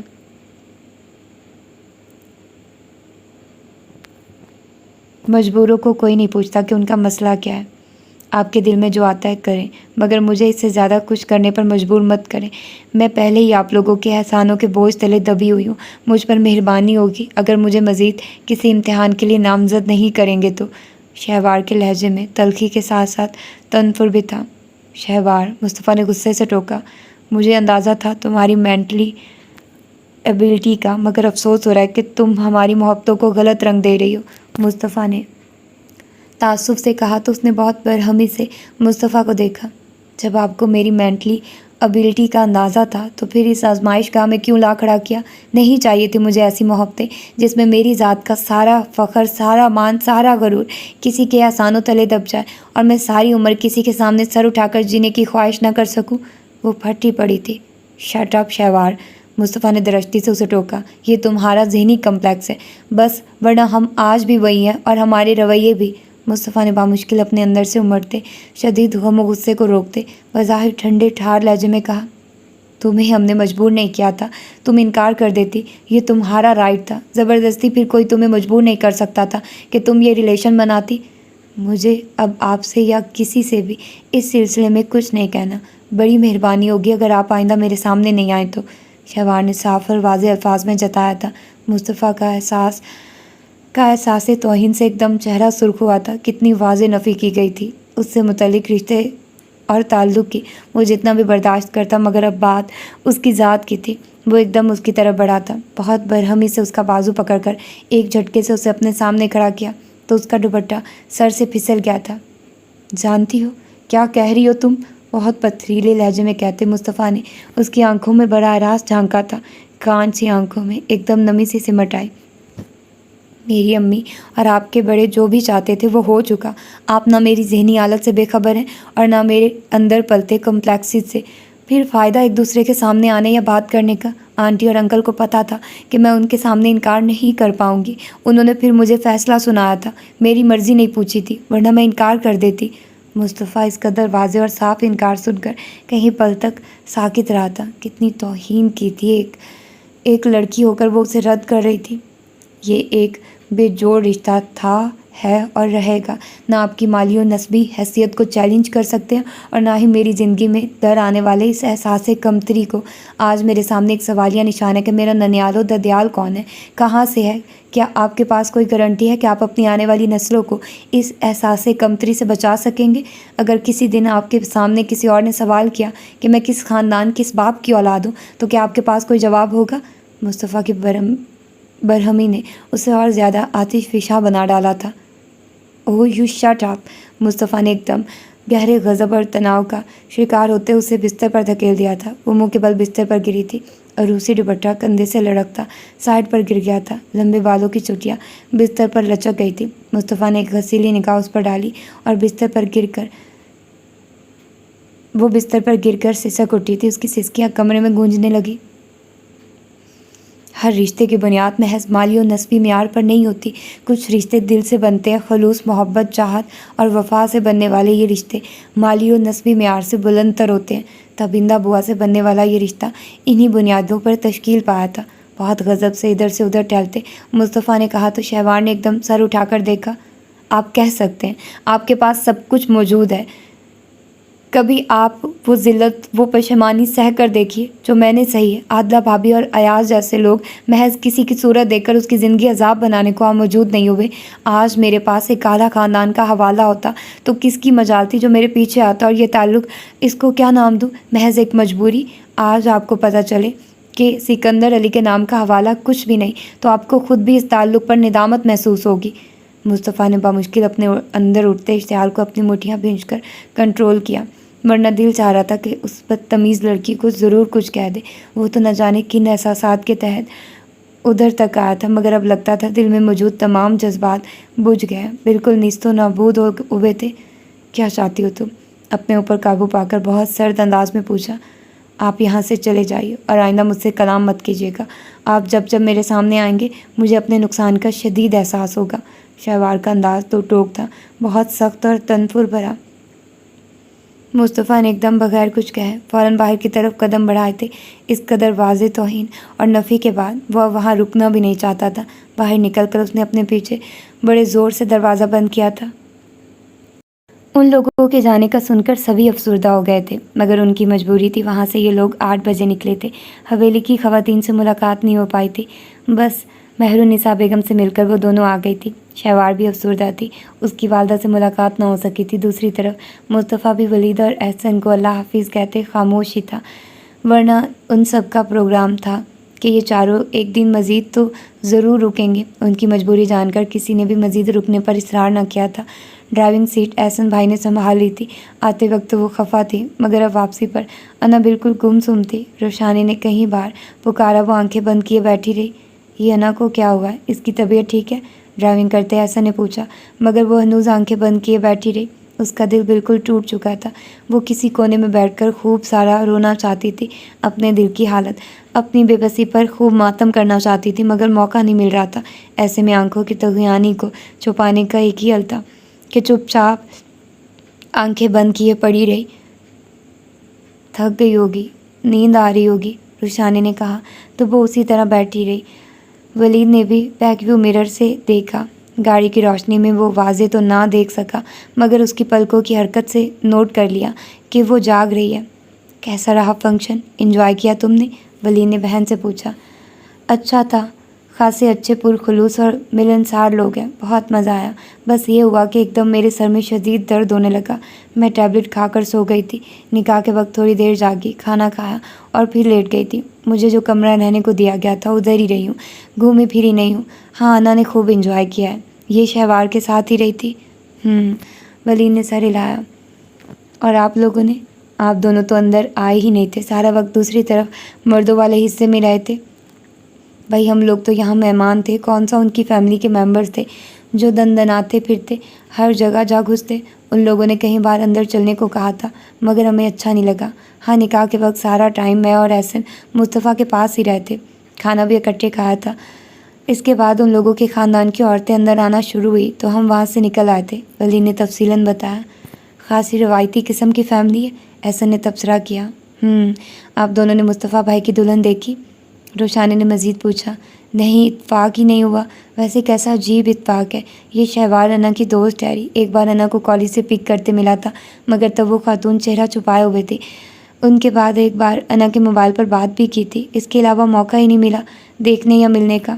شہوار بہت پیاری لڑکی ہے، جب بھی اسے ملی ہوں عجیب سی فیلنگز ہوتی ہیں۔ ویسے شہوار کی والدہ سے باقاعدہ ملاقات نہیں ہو سکی، ایک دفعہ آتے جاتے دیکھا تھا۔ خاصی سوبر سی خاتون لگی ہیں، مگر ساری تقریب میں بہت کم ان رہی ہیں۔ وہ زیادہ تر اپنے مہمانوں میں کمرے یا کچن میں مصروف رہی ہیں، ہم سے تو ملی بھی نہیں، براہ راست تعارف کا موقع ہی نہیں ملا۔ ہاں، آتے جاتے دیکھا ضرور ہے۔ کیوں، کیا کچھ مغرور ہیں؟ ایسا نے بھی گفتگو میں حصہ لیا۔ نہیں، دور سے ہی سرسری سا دیکھا ہے، ایسی خاص مغرور تو نہیں لگی۔ ہاں، خاموش اور کم گو ضرور لگی تھی، زیادہ تر کسی نہ کسی کام میں بزی دکھائی دی تھی۔ چلو چھوڑو، ہوتے ہیں بہت سے لوگ ایسے بھی۔ مجھے تو بابا کی فکر ہو رہی ہے، گھر میں تم تو ہر وقت ان کا خیال رکھنے کو موجود ہوتی تھی، اب نہ جانے ایسا کیوں ہوا ہے کہ بی پی اس حد تک شوٹ کر گیا اور نوبت ہسپتال لے جانے تک پہنچ گئی تھی۔ ولید متفکر تھا، تبھی بیک ویو مرر یوں ہی نگاہ پڑی تو چونکا۔ اسے لگا کہ انا نے بہت آہستگی سے غیر محسوس انداز میں اپنے رخسار صاف کیے تھے، یوں وہ جیسے روئی تھی۔ اس کے اندر کچھ ہوا، وہ فوراً پلٹا تھا۔ یہ اس قدر زندہ دل لڑکی ایک دم بیٹھے بٹھائے نہ جانے کیوں اس قدر زد و رنج اور نرحال سی لگنے لگتی تھی، نہ جانے کیوں اس کی آنکھیں بھیگنے لگی تھی۔ کوئی وجہ تو تھی، کوئی ایسی بات یا کوئی سنگین دکھ جو اسے اندر ہی اندر کاٹ رہا تھا۔ اس طرح کے آنکھوں سے آنسو بہتے تھے، مگر وہ کسی سے کہہ نہیں سکتی تھی، کسی کے سامنے رو نہیں سکتی تھی۔ ولید کا دل کسی نے مٹھی میں لے کر بھینچا تھا۔ انا، وہ پچھلی طرف مڑ گیا تھا، وہ خاموش رہی تھی۔ انا، اس نے دوبارہ پکارا تو اس کی آنکھوں میں جنبش ہوئی، صرف پلکیں لرزی تھی۔ سو رہی ہو کیا؟ اس نے پوچھا۔ انداز हनूज वहीं था, उसी तरह आंखें बंद थी, गोया वो किसी से भी कलाम नहीं करना चाहती थी। वलीद को लगा कि वो बोलना नहीं चाहती, अगर वो बोलेगी तो सबके सामने रो देगी, और इस वक्त वो रोना नहीं चाहती थी तो सोने का बहाना कर रही थी। वो ऐसा क्यों कर रही थी? वो कौन सी बात, कौन सा दुख था जो उसे रुला रहा था? वलीद ने बहुत ज़ब्त से खुद पर कंट्रोल किया। वो उसकी फूफी ज़ात थी, कोई गैर ना थी। अगर कोई गैर होती तो भी उसका दुख बांटने की कोशिश करता। न जाने क्या बात थी कि वो उसे यूं बिखरते नहीं देख सकता था। उसका दिल चाहा कि वो उसे झंझोड़ कर रख दे और उसको इस हद तक मजबूर करे कि जब तक वो उसके सामने दिल की बात न कह ले, अपना दुख ना अस्वीकार कर ले, वो उसे छोड़े नहीं। मगर ये तो दुख था कि वो उसे क्या किसी से भी अपने दिल की बात कहने को तैयार ही ना थी, अपने दिल का दर्द खोलने पर आमादा ही ना थी। वलीद ने बहुत दुख से चेहरा वापस मोड़ते अंधेरे में नज़रें गाड़ दी थी। ताबिंदा भी को बुखार था। पिछले 3-4 दिन से वो मुसलसल जिस तरह मसरूफ़ रही थी, उससे उनकी तबीयत मज़ीद बिगड़ गई थी। ऊपर से शहवार की नाराज़गी की टेंशन, वो खफा थी, उनसे बात तक नहीं कर रही थी। उनके लिए ये और भी अजियत भरे लम्हात थे। कल जिस तरह शहवार निकाह के वक्त टूट कर बिखरी थी, एक लम्हे को होने लगा था कि ये इतना बड़ा इंतहाई कदम उठाकर उन्होंने गलत किया। उन्होंने उन लोगों के साथ एक उम्र गुजारी थी, अब ये लोग उन पर एतबार करते थे। उन्होंने जो बता दिया था वही सब जानते थे, और शाहज़ेब भाई माजी में भी उतने आला ओहदे पर होने के बावजूद उन्होंने कभी उनकी ज़ात को नहीं कुरेदा था, कभी सबूत नहीं मांगे थे। उन्होंने सबको जो बता दिया था सब ने उस पर ही यकीन कर लिया था, और कभी किसी की को हकीकत पता चल गई तो तबिंदा भी का दिल कांप उठा। उनकी आंखों के सामने शहवार का मासूम चेहरा घूम गया। वो तो जीते जी मर जाएगी। वो बिलक बिलक कर रोती लड़की ऐन निकाह के वक्त होशो हवास खो बैठी थी, और इसके बाद तबिंदा भी को लगा था कि वो कभी खुद से भी निगाहें न मिला पाएगी। बरसों की रियाजत ज़ाया होती लग रही थी, और ये ख़ानदान, उन लोगों ने उनको इस कदर इज़्ज़त दी थी, मोहब्बत, खुलूस, वफ़ा, इसार का रिश्ता बनाया था, और उन्होंने भी उनका एतबार हासिल करने के लिए एक उम्र लगा दी थी। और अगर किसी दिन हकीकत रोज़े रोशन की तरह सामने आ खड़ी हुई तो क्या वो फिर उनका एतबार करेंगी? एक बहुत बड़ा सवालिया निशान था। उनके दिल को पतंगे लग गए थे। वो निकाह के बाद से तकरीबन कमरे में बंद थी, और इससे पहले तक उन्होंने खुद को किचन और बाहर के कामों की हद तक मखसूस कर लिया था। कौन आ रहा है, कौन जा रहा है, किसने शिरकत की, उन्हें कुछ समझ नहीं आ रही थी। वो तो बस गायब दिमागी से चल फिर रही थी, और गुजरी रात ने उनकी सारी हिम्मत निचोड़ ली थी। और बाबा साहब, वो जिस इम्तिहान से गुज़र रहे थे, उनकी वो अज़ियत, उनके ख्वाबों की वो हकीकत, वो तो सब कुछ जानती थी और जानबूझकर अनजान बन रही थी। क्यों? कोई उनके अंदर से चीखा, तो क्या मुझे शहवार को सब बता देना चाहिए? उसे बता देना चाहिए कि उसकी असल हकीकत क्या है, उसका बाप कौन है, और मैं कौन हूँ? उनके अंदर इस सवाल के साथ तूफान से उठ खड़े हुए थे। उन्हें लगा कि उनके बिस्तर पर अंगारे दहक उठे हों, और अगर सारी हकीकत जानकर इस ख़ानदान ने कुछ भी कबूल ना किया, मुझ जैसी बेसहारा औरत को पनाह देना तो दूसरी बात, अगर सबको इल्म हो गया कि शहवार कौन है, उसका बाप कौन है, और मैं इस हवेली में किस मकसद के तहत आई थी, तो क्या ये कबूल कर लेंगे? शहवार को सब जानकर इतनी आला ज़र्फ़ी से कबूल कर लेंगे दोबारा? वो नहायत बेकरारी से बिस्तर से उतरी थी, मगर उन्हें लग रहा था कि उनका सर चकरा रहा है, दिल कांप रहा है, और उनके पैरों से ज़मीन खिसक रही है। नहीं, मुस्तफ़ा कबूल नहीं करेगा, वो कभी कबूल नहीं करेगा। उनके अंदर का खौफ चीखें मार मार कर कहने लगा। वो रो रही थी, हाय, ये मैंने क्या कर दिया? शहवार तो मर जाएगी। ये ख्याल ऐसा था कि उनका दिल बिल्कुल बंद होने लगा। उनको लगा कि उनकी आंखों के सामने बिल्कुल अंधेरा छा गया। इससे पहले कि वो संभलती, वो मुसलसल ज़हनी अजियत और टेंशन के सबब बेहोश होकर गिर गई थी। वो लड़का कौन था? बाबा साहब अपने बिस्तर पर लेटे हुए थे, मगर उनकी निगाहों के सामने कल वाले नौजवान की तस्वीर आ ठहरी थी। ऊंचा, लंबा, नहायत खूबसूरत, वजीर और शानदार सा लड़का, और इसके साथ एक और नौजवान। ये दोनों मुस्तफ़ा के शहरी मेहमान थे। उन दोनों को देखते, ख़ुसूसन उस लड़के को देखने के बाद, वो कहीं लम्हों तक बेहवास से रहे थे, गुमसुम और सोचों में घलता। तुम ज़िंदा होते तो मैं समझता कि तुम मेरे सामने आ खड़े हुए हो। हाँ, मैं मान भी लेता कि ये तुम ही हो, अगर दरमियान में सालों का ये तवील फासला ना होता। वो अपने तसव्वुर में किसी से हम कलाम थे। मुझे तो अजाले का मौका भी नहीं मिला। मैं तो अपनी जलाई पछतावों की आग में खुद ही जल कर मर रहा हूँ, राख हो रहा हूँ, मगर कोई सुनवाई ही नहीं। उन्होंने बहुत दिल गिरफ्तगी से अपने दिल को संभाला। आह, ان کے ہونٹوں سے ایک آہ جاری ہوئی تو لگا کہ وہ ابھی چیخ چیخ کر رونے لگیں گے، گریبان چاک کر کے باہر نکل جائیں گے، بالکل دیوانے ہو جائیں گے۔ یہ میں کس امتحان میں پھنسا ہوا ہوں؟ یا اللہ، اگر یہ آزمائش ہے تو عمریں بیت گئی ہیں اس آگ میں جلتے، اب تو معاف کر دے۔ وہ مر گیا تھا، میں نے صبر کر لیا تھا، اس کا سارا گھر اجڑ گیا تھا، یہ بھی مان لیا تھا اپنے گناہوں کا بوجھ خود ہی اٹھائے پھرتا ہوں، اور ندامت کا عالم یہ ہے کہ کسی سے کہنے سے ڈرتا ہوں۔ وہ ہچکیاں لے لے کر رو رہے تھے۔ اس اونچے لمبے خوبصورت نہایت باوقار نوجوان نے انہیں پھر سے ایک جان لیوا عذاب نما اذیت سے دوچار کر دیا تھا۔ اپنی لغزشیں، اپنی غلطیاں اسی عمر میں اپنی اولاد اور اس کی اولاد کے سامنے کیسے بیان کر دوں کہ مجھ سے جوانی میں ایک گناہ سرزد ہوا تھا، اور اس گناہ کی پاداش میں آج بھی اپنی لاش اپنے کندھوں پر اٹھائے چلتا ہوں۔ سب مر گئے مگر میں زندہ ہوں، کوئی معاف کرنے والا نہیں کہ سوچوں کہ نزاع کے عالم میں کوئی معاف کر دے گا، اور مجھ بوڑھے پر تو کئی سالوں سے ایک مسلسل نزاع کا عالم طاری ہے، اور کوئی نظر نہیں آتا کہ اس سے معافی مانگوں۔ ان کے رونے میں شدت آئی تھی۔ وہ جو پچھلے دنوں ہسپتال سے آنے کے بعد کچھ سنبھل رہے تھے، ایک دم پھر بکھرنے لگے تھے، اور اس بار انہیں لگ رہا تھا کہ وہ اب اتنی جلدی سنبھل نہ پائیں گے۔ وہ لوگ رات گئے واپس لوٹے تھے، تب تک ماموں سو چکے تھے۔ وہ ماموں کو ایک نظر دیکھنے کے بعد اپنے کمرے میں آ گئی تھی، جبکہ روشانی اور ولید ان کے پاس ہی بیٹھ گئے تھے۔ دونوں باپ کو دیکھ کر خاصے پریشان ہو گئے تھے۔ انا کی باقی ماندہ رات آنکھوں میں کٹ گئی تھی۔ صبح وہ ناشتہ کیے بغیر کالج چلی گئی تھی۔ اس کا خیال تھا کہ وہ کچھ وقت اپنوں سے اور اپنی ذات سے نکل کر اپنی سوچوں سے بے نیاز ہو کر گزار لے تو شاید سنبھل جائے۔ شہوار کے بغیر تو کالج میں ویسے بھی دل نہیں لگ رہا تھا، مگر آج تو حد ہی تھی۔ اس کے باوجود وہ سارا دن کالج میں رہی تھی، وقت پر گھر لوٹی تھی، چینج کر کے برائے نام کھانا کھا کر ماموں کے کمرے میں آئی تو وہاں ولید اور روشانی دونوں موجود تھے۔ روشانی ماموں کو زبردستی جوس پلا رہی تھی، جبکہ ولید ان کے قریب بستر پر بیٹھا ان کے پاؤں دبا رہا تھا۔ بڑا گھریلو سا ماحول تھا اور بڑا محبت سے لبریز انداز۔ ادھر کیوں کھڑی ہو؟ آؤ نا۔ ماموں کی نگاہ اس پر پڑی تو وہ اندر بڑھ آئے۔ تم تو نظر ہی نہیں آئی سارا دن۔ وہ ان کے بستر پر پاس بیٹھی تو انہوں نے اس کے سر پر ہاتھ رکھ کر نہایت شفقت سے پوچھا۔ کالج چلی گئی تھی، اس نے سنجیدگی سے بتایا تو ولی نے دیکھا وہ خاصی بیزار اور گمسم لگ رہی تھی۔ اب آپ کی طبیعت کیسی ہے؟ اس نے یوں ہی پوچھا۔ شکر ہے میں ٹھیک تھا، بس تم تینوں کو مس کر رہا تھا۔ یہ تو سب وہی ایک دم پریشان ہو گئی تھی تو وقار میرے منع کرنے کے باوجود ہسپتال لے گیا۔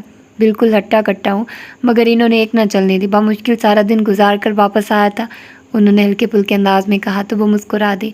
ہم پہلی بار تو جدا نہیں ہوئے تھے، پچھلے 2 سالوں سے آپ ہم سے دور پاکستان میں ہی تھے۔ بات اصل میں یہ ہے کہ آپ اپنی طرف سے بہت بے پرواہ ہوتے جا رہے ہیں، اس لیے اتنی جلدی طبیعت خراب کر لیتے ہیں۔ روشانی نے کہا تو وہ ہنستی ہے۔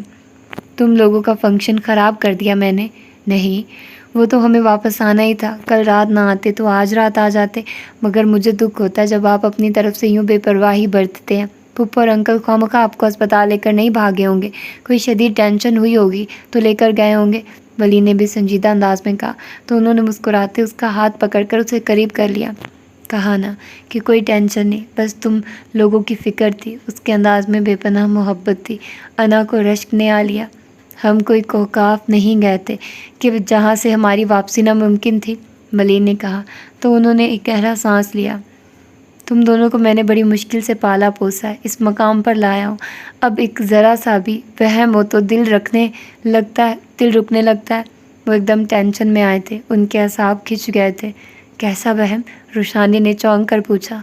بوڑھا ہو گیا ہوں، بڑھاپے میں عجیب سے وہم ستاتے ہیں، اب لگتا ہے کہ تم لوگ مجھے چھوڑ کر چلے جاؤ گے، اتنی ناراضگی سے کہ آوازیں بھی دوں گا تو تم دونوں لوٹو گے نہیں۔ ان کا انداز عجیب سا تھا۔ انا اور دونوں نے خاص چونک کر انہیں دیکھا۔ حد ہوتی ہے، الٹی سیدھی باتیں سوچتے رہتے ہیں، ہم کیوں آپ کو چھوڑ کر جائیں گے؟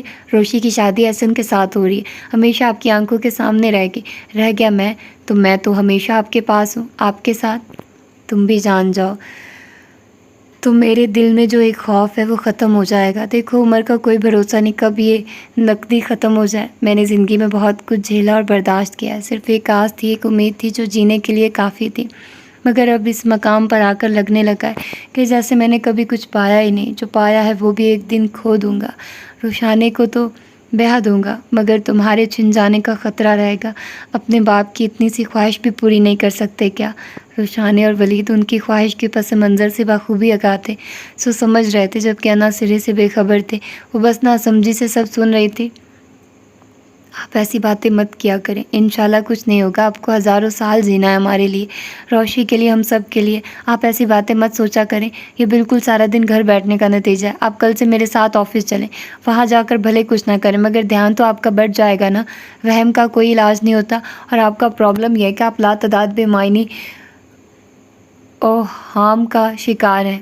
ولید نے سرے سے ہی ان کی خواہش کو ایک طرف کرتے بہت محبت سے کہا، تو انہوں نے ایک گہرا سانس لیا۔ کاش وہ اپنے دل میں پلتے خوف کو اس سے بیان کر سکتے، وہ بتا سکتے کہ وہ کس طرح ایک مسلسل کرب اور اذیت سے دوچار ہیں۔ بس اب تو ان کی یہی خواہش تھی کہ کسی نہ کسی طرح روشانی اور احسن کے بعد ولید اور انا کی بھی شادی کر دیں، اسی بہانے ولید ان سے دور نہیں جا سکے گا، اور اگر کبھی دور ہوا تو انا کے بہانے ان سے ملنے کا سبب تو بنا رہے گا، مگر وہ اس کو مجبور نہیں کر سکتے تھے۔ محض خوف میں لپٹی اپنی خواہش بار بار بیان کر سکتے تھے، سو اب بھی کر دی تھی، مگر ہمیشہ کی طرح وہ ایک بار پھر ٹال گیا تھا۔ مصطفیٰ کیسا ہے؟ دلہا بن کر تو بہت اچھا لگ رہا ہوگا۔ انہوں نے خود ہی موضوع بدل دیا تھا۔ ولید نے گہرا سانس لیا، ورنہ انا کے سامنے اسے بات سنبھالنا مشکل ہو جاتا۔ مصطفیٰ کی تو کیا بات ہے، دلہا بن کر تو کیا شان تھی اس کی، بالکل پرنس چارمنگ لگ رہا تھا، بہت ڈیسنٹ اور بہت خوبصورت۔ ولید نے ہنس کر بتایا، میں نے تصاویر بنائی ہیں، ٹھہریے میں آپ کو دکھاتا ہوں۔ ولید نے ہاتھ مار کر اپنی جیبیں ٹٹولی تھی، اور پھر سامنے والی جیب سے اپنا موبائل نکال لیا تھا۔ ٹچ سسٹم والا یہ موبائل جدید ٹیکنالوجی پر مشتمل تھا، تقریباً پورا کمپیوٹر فٹ تھا اس میں۔ یہ دیکھیے مصطفیٰ ہے، اس نے ایک تصویر نکال کر باپ کے سامنے کی تھی۔ یہ اس کے والد ہیں، یہ دونوں اس کے بھائی عباس اور سجاد ہیں، یہ بہنوئی ہیں آفاق اور عدیل، یہ کزنز ہیں۔ وہ ایک ایک کر کے انہیں ساری تصاویر دکھا رہا تھا۔ ایک تصویر پر آ کر وہ رکے تھے۔ یہ کون ہے؟ ولید تصویر کو دیکھ کر مسکرا دیا۔ یہ مصطفیٰ کے بابا صاحب ہیں، یعنی دادا جان۔ دادا جان؟ مصطفیٰ کے دادا ابھی حیات ہیں کیا؟ تصویر کو بغور دیکھتے انہوں نے پوچھا۔ مجھے ان سے مل کر بڑا اچھا لگا تھا، خاصے زبردست انسان ہے، اس عمر میں بھی بڑے ذمہ دار ہیں، سب فیصلے خود ہی کرتے ہیں۔ مصطفیٰ کا نکاح بھی انہی کے فیصلے کے تحت ہوا ہے۔ ایسے مجھے دیکھ کر ایسے لگا کہ وہ کچھ چونک گئے تھے۔ ان کا ساکت ہو کر کچھ دیر بغور دیکھتے رہنا میں نے واضح محسوس کیا تھا۔ ضیاء صاحب کے ہاتھ میں موبائل لرز کیا تھا، جو ولید نے فوراً تھام لیا۔ کیا؟ ان کا رنگ ایک دم سفید ہوا تھا۔ جی بالکل۔ کیا نام ہے ان کا؟ وہ پوچھ رہے تھے۔ آئی تھنک چودھری حیات علی نام ہے، ولید نے بتایا تو ان کا سانس بحال ہوا۔ وہ قدرے پرسکون ہوئے، انہوں نے اپنے ذہن کو دوڑایا اور دور تک انہیں اس نام کا کوئی شخص یاد نہ آیا۔ مصطفیٰ نے ہمارا تعارف کروایا تو انہوں نے مجھ سے میرے والد کا نام پوچھا تھا۔ پھر تم نے کیا بتایا؟ وہ ایک دم پھر گمسم ہوئے تھے۔ بھائی جو آپ کا نام تھا وہی بتایا تھا، مگر وہ پھر بھی مجھے دیکھتے رہے تھے، اور جب تک میں وہاں رہا تھا محسوس کرتا رہا کہ ان کی نگاہیں مجھ پر ہی تھی۔ ولید نے ہنس کر کہا تو روشانی بھی ہنسی۔ ہاں جی، شہزادہ عالم جیسی پرسنالٹی رکھتے ہیں نا، جو بھی دیکھتا ہے دل تھام کر رہ جاتا ہے۔ بابا بھی ہنس دیے۔ اس میں تو کوئی شک نہیں، میرا ولید تو لاکھوں میں ایک ہے۔ ولید بابا کے اس انداز پر ایک دم چمپا تھا۔ روشانی نے شرارت سے گلا خنکھارا، جبکہ انا اسی طرح سنجیدہ تاثرات لیے بیٹھی ہوئی تھی۔ بابا ایک بات پوچھوں؟ کچھ سوچتے ولید نے کہا۔ ہاں پوچھو۔ وہ موبائل میں مزید تصویریں دیکھ رہے تھے، نکاح کے وقت کی گئی تصویریں تھیں، مصطفیٰ کے نکاح پر دستخط کرتے وقت کی، مختلف لوگوں سے گلے ملتے وقت کی، کھانا کھاتے وقت کی۔ وہ دلچسپی سے دیکھ رہے تھے۔ ہماری امی کا تعلق کس خاندان سے تھا؟ ولید کا سوال اس قدر اچانک اور غیر متوقع تھا کہ موبائل ان کے ہاتھ سے چھوٹ کر جھولی میں جا گرا تھا۔ تم نے یہ سوال کیوں پوچھا؟ وہ حیرت زدہ تھے، ان کے اندر اذیت کا ایک طوفان اٹھ کھڑا ہوا تھا، مگر وہ ضبط کیے بیٹھے رہے، اور پھر کچھ دیر بعد سنبھل کر پوچھا۔ کل تک مجھے کوئی فرق نہیں پڑتا تھا، مگر کل وہاں جا کر اتنے لوگوں میں کچھ وقت گزار کر مجھے لگا کہ ہماری زندگی میں کوئی چیز کم ہے۔ ہمارے بھی اپنے رشتہ دار ہوں گے، ایسے ہی پیارے اور خوبصورت رشتہ دار۔ وہاں پل پل وقت گزرتے محسوس ہوا کہ ہم ایک عجیب سی زندگی گزار رہے تھے، جس کا مدار آپ اور صرف پھپھو کی فیملی تک ہی ہے۔ ولید کیا میں نے کبھی کہیں کوئی کمی آنے دی ہے جو تم یہ سب پوچھ رہے ہو؟ وہ ایک دم بہت ہی زیادہ نڈھال لگنے لگے تھے۔ روشانی نے ایک دم ولید کا ہاتھ تھام کر اسے چپ رہنے کا اشارہ کیا تھا۔ دفع کرے بابا اس سارے سلسلے کو، ہماری ماما کی ڈیتھ کے بعد انہوں نے یہ سارے رشتے ختم کیے تھے۔ جب کسی کو ہماری پرواہ نہیں تو ہم کیوں کسی کے بارے میں جاننے کی جستجو کریں؟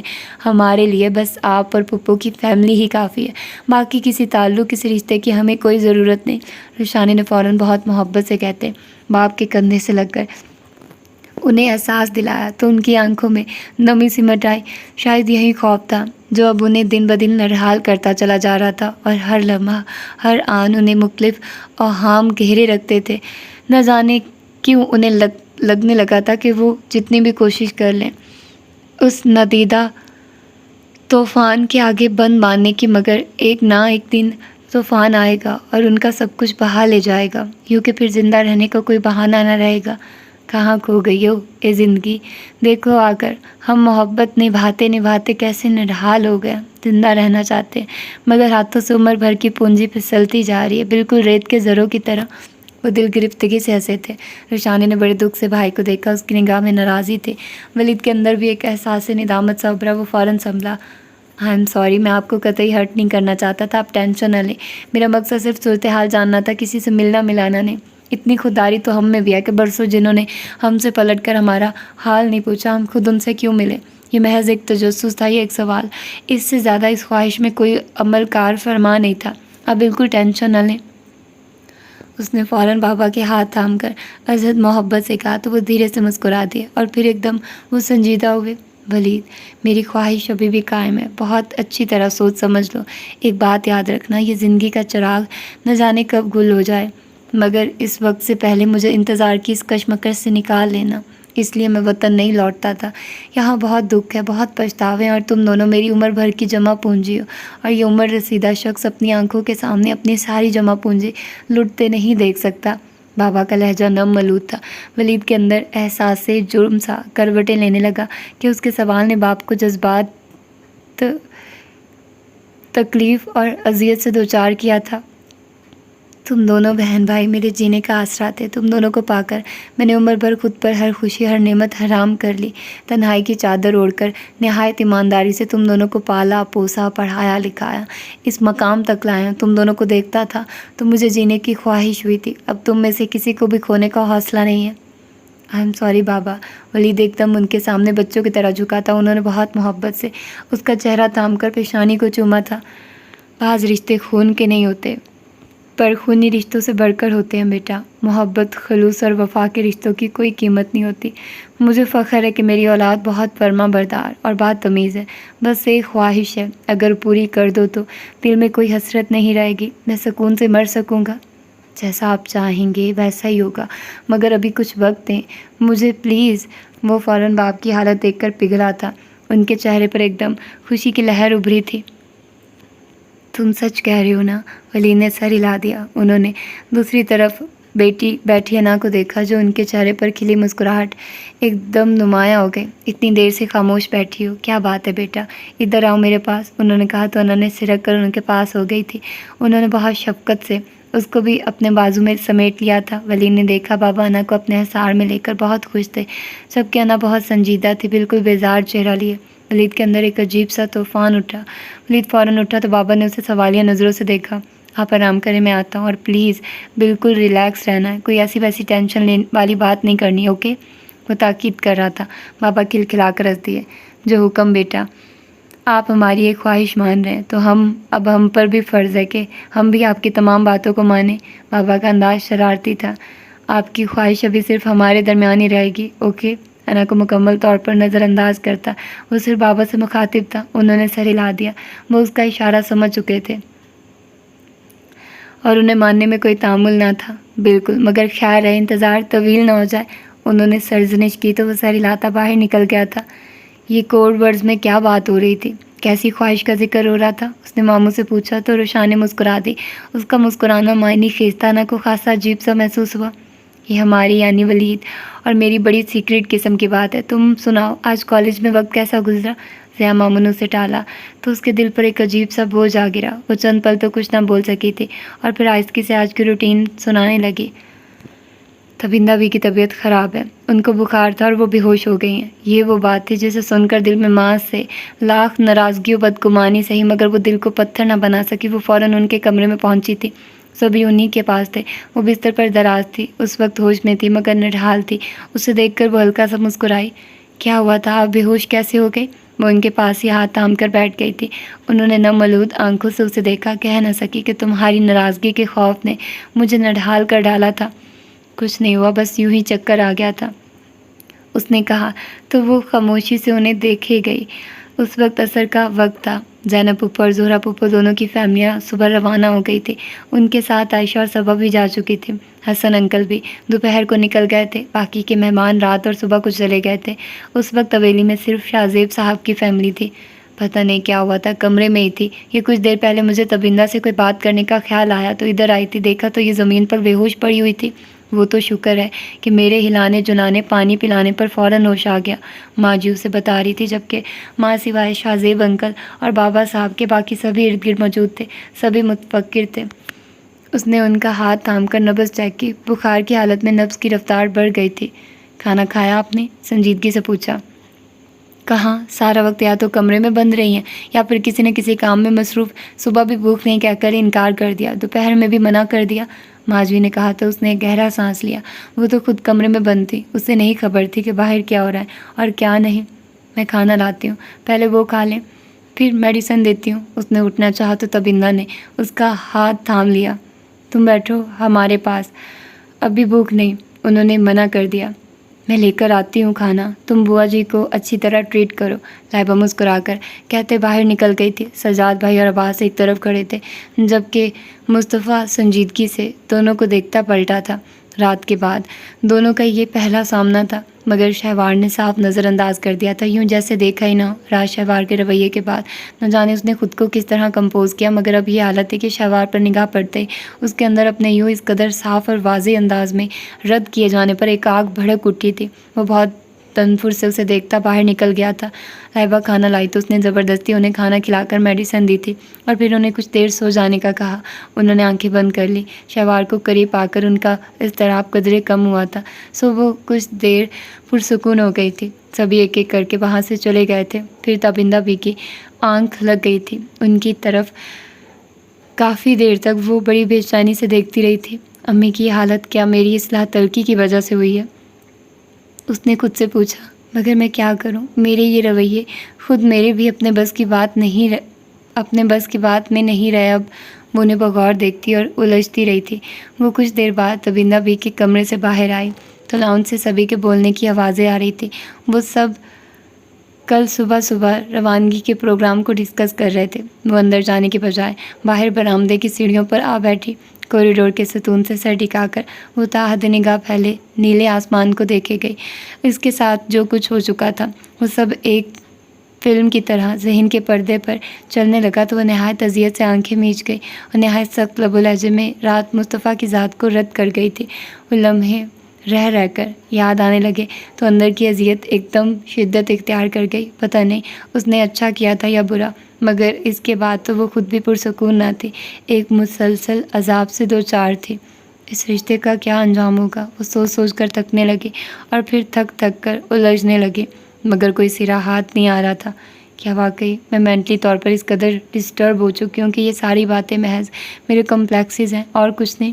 اس نے اپنا محاسبہ کرنا چاہا، مگر خیالات پر گرفت نہیں ہو پا رہی تھی۔ کیا مجھے سمجھوتا کر لینا چاہیے؟ جو ہونا تھا وہ تو ہو چکا، سب ایسے ہی قبول کر لوں مقدر کا لکھا سمجھ کر؟ اس نے خود کو بہلانا چاہا، مگر اندر درد کا یہ عالم تھا کہ اس کی آنکھیں سرخ ہو گئی اور اس نے سختی سے لب بھینچ لیے۔ اور اگر عادلہ بھابھی جیسے لوگوں نے کسی مقام پر آ کر پھر سے مجھے آئینہ دکھاتے میرے اثر کی نشاندہی کر دی تو؟ یہ سوال ایسا جان لیوا تھا کہ وہ بس خالی نظروں سے اپنی مہندی سے رچی ہتھیلیوں کو دیکھے گئی، جس پر بہت گہرا رنگ آیا تھا اور ابھی بھی یہ رنگ موجود تھا۔ بہت مشکل سے یہ سب سہنا، بہت مشکل۔ اس نے نہایت کرب سے زمین پر ہاتھ مارا کہ میں نے واقعی مصطفیٰ کے ساتھ زیادتی کی ہے۔ کچھ دیر قبل مصطفیٰ کو تبندہ کے روم میں دیکھ کر وہ انجان بن گئی تھی۔ اس کے بعد مصطفیٰ وہاں سے چلا گیا تھا اور جب وہ کمرے سے نکل رہا تھا تو اس نے دیکھا تھا کہ وہ بہت غصے میں تھا۔ اب رہ کر اسے وہ لمحے یاد آنے لگے۔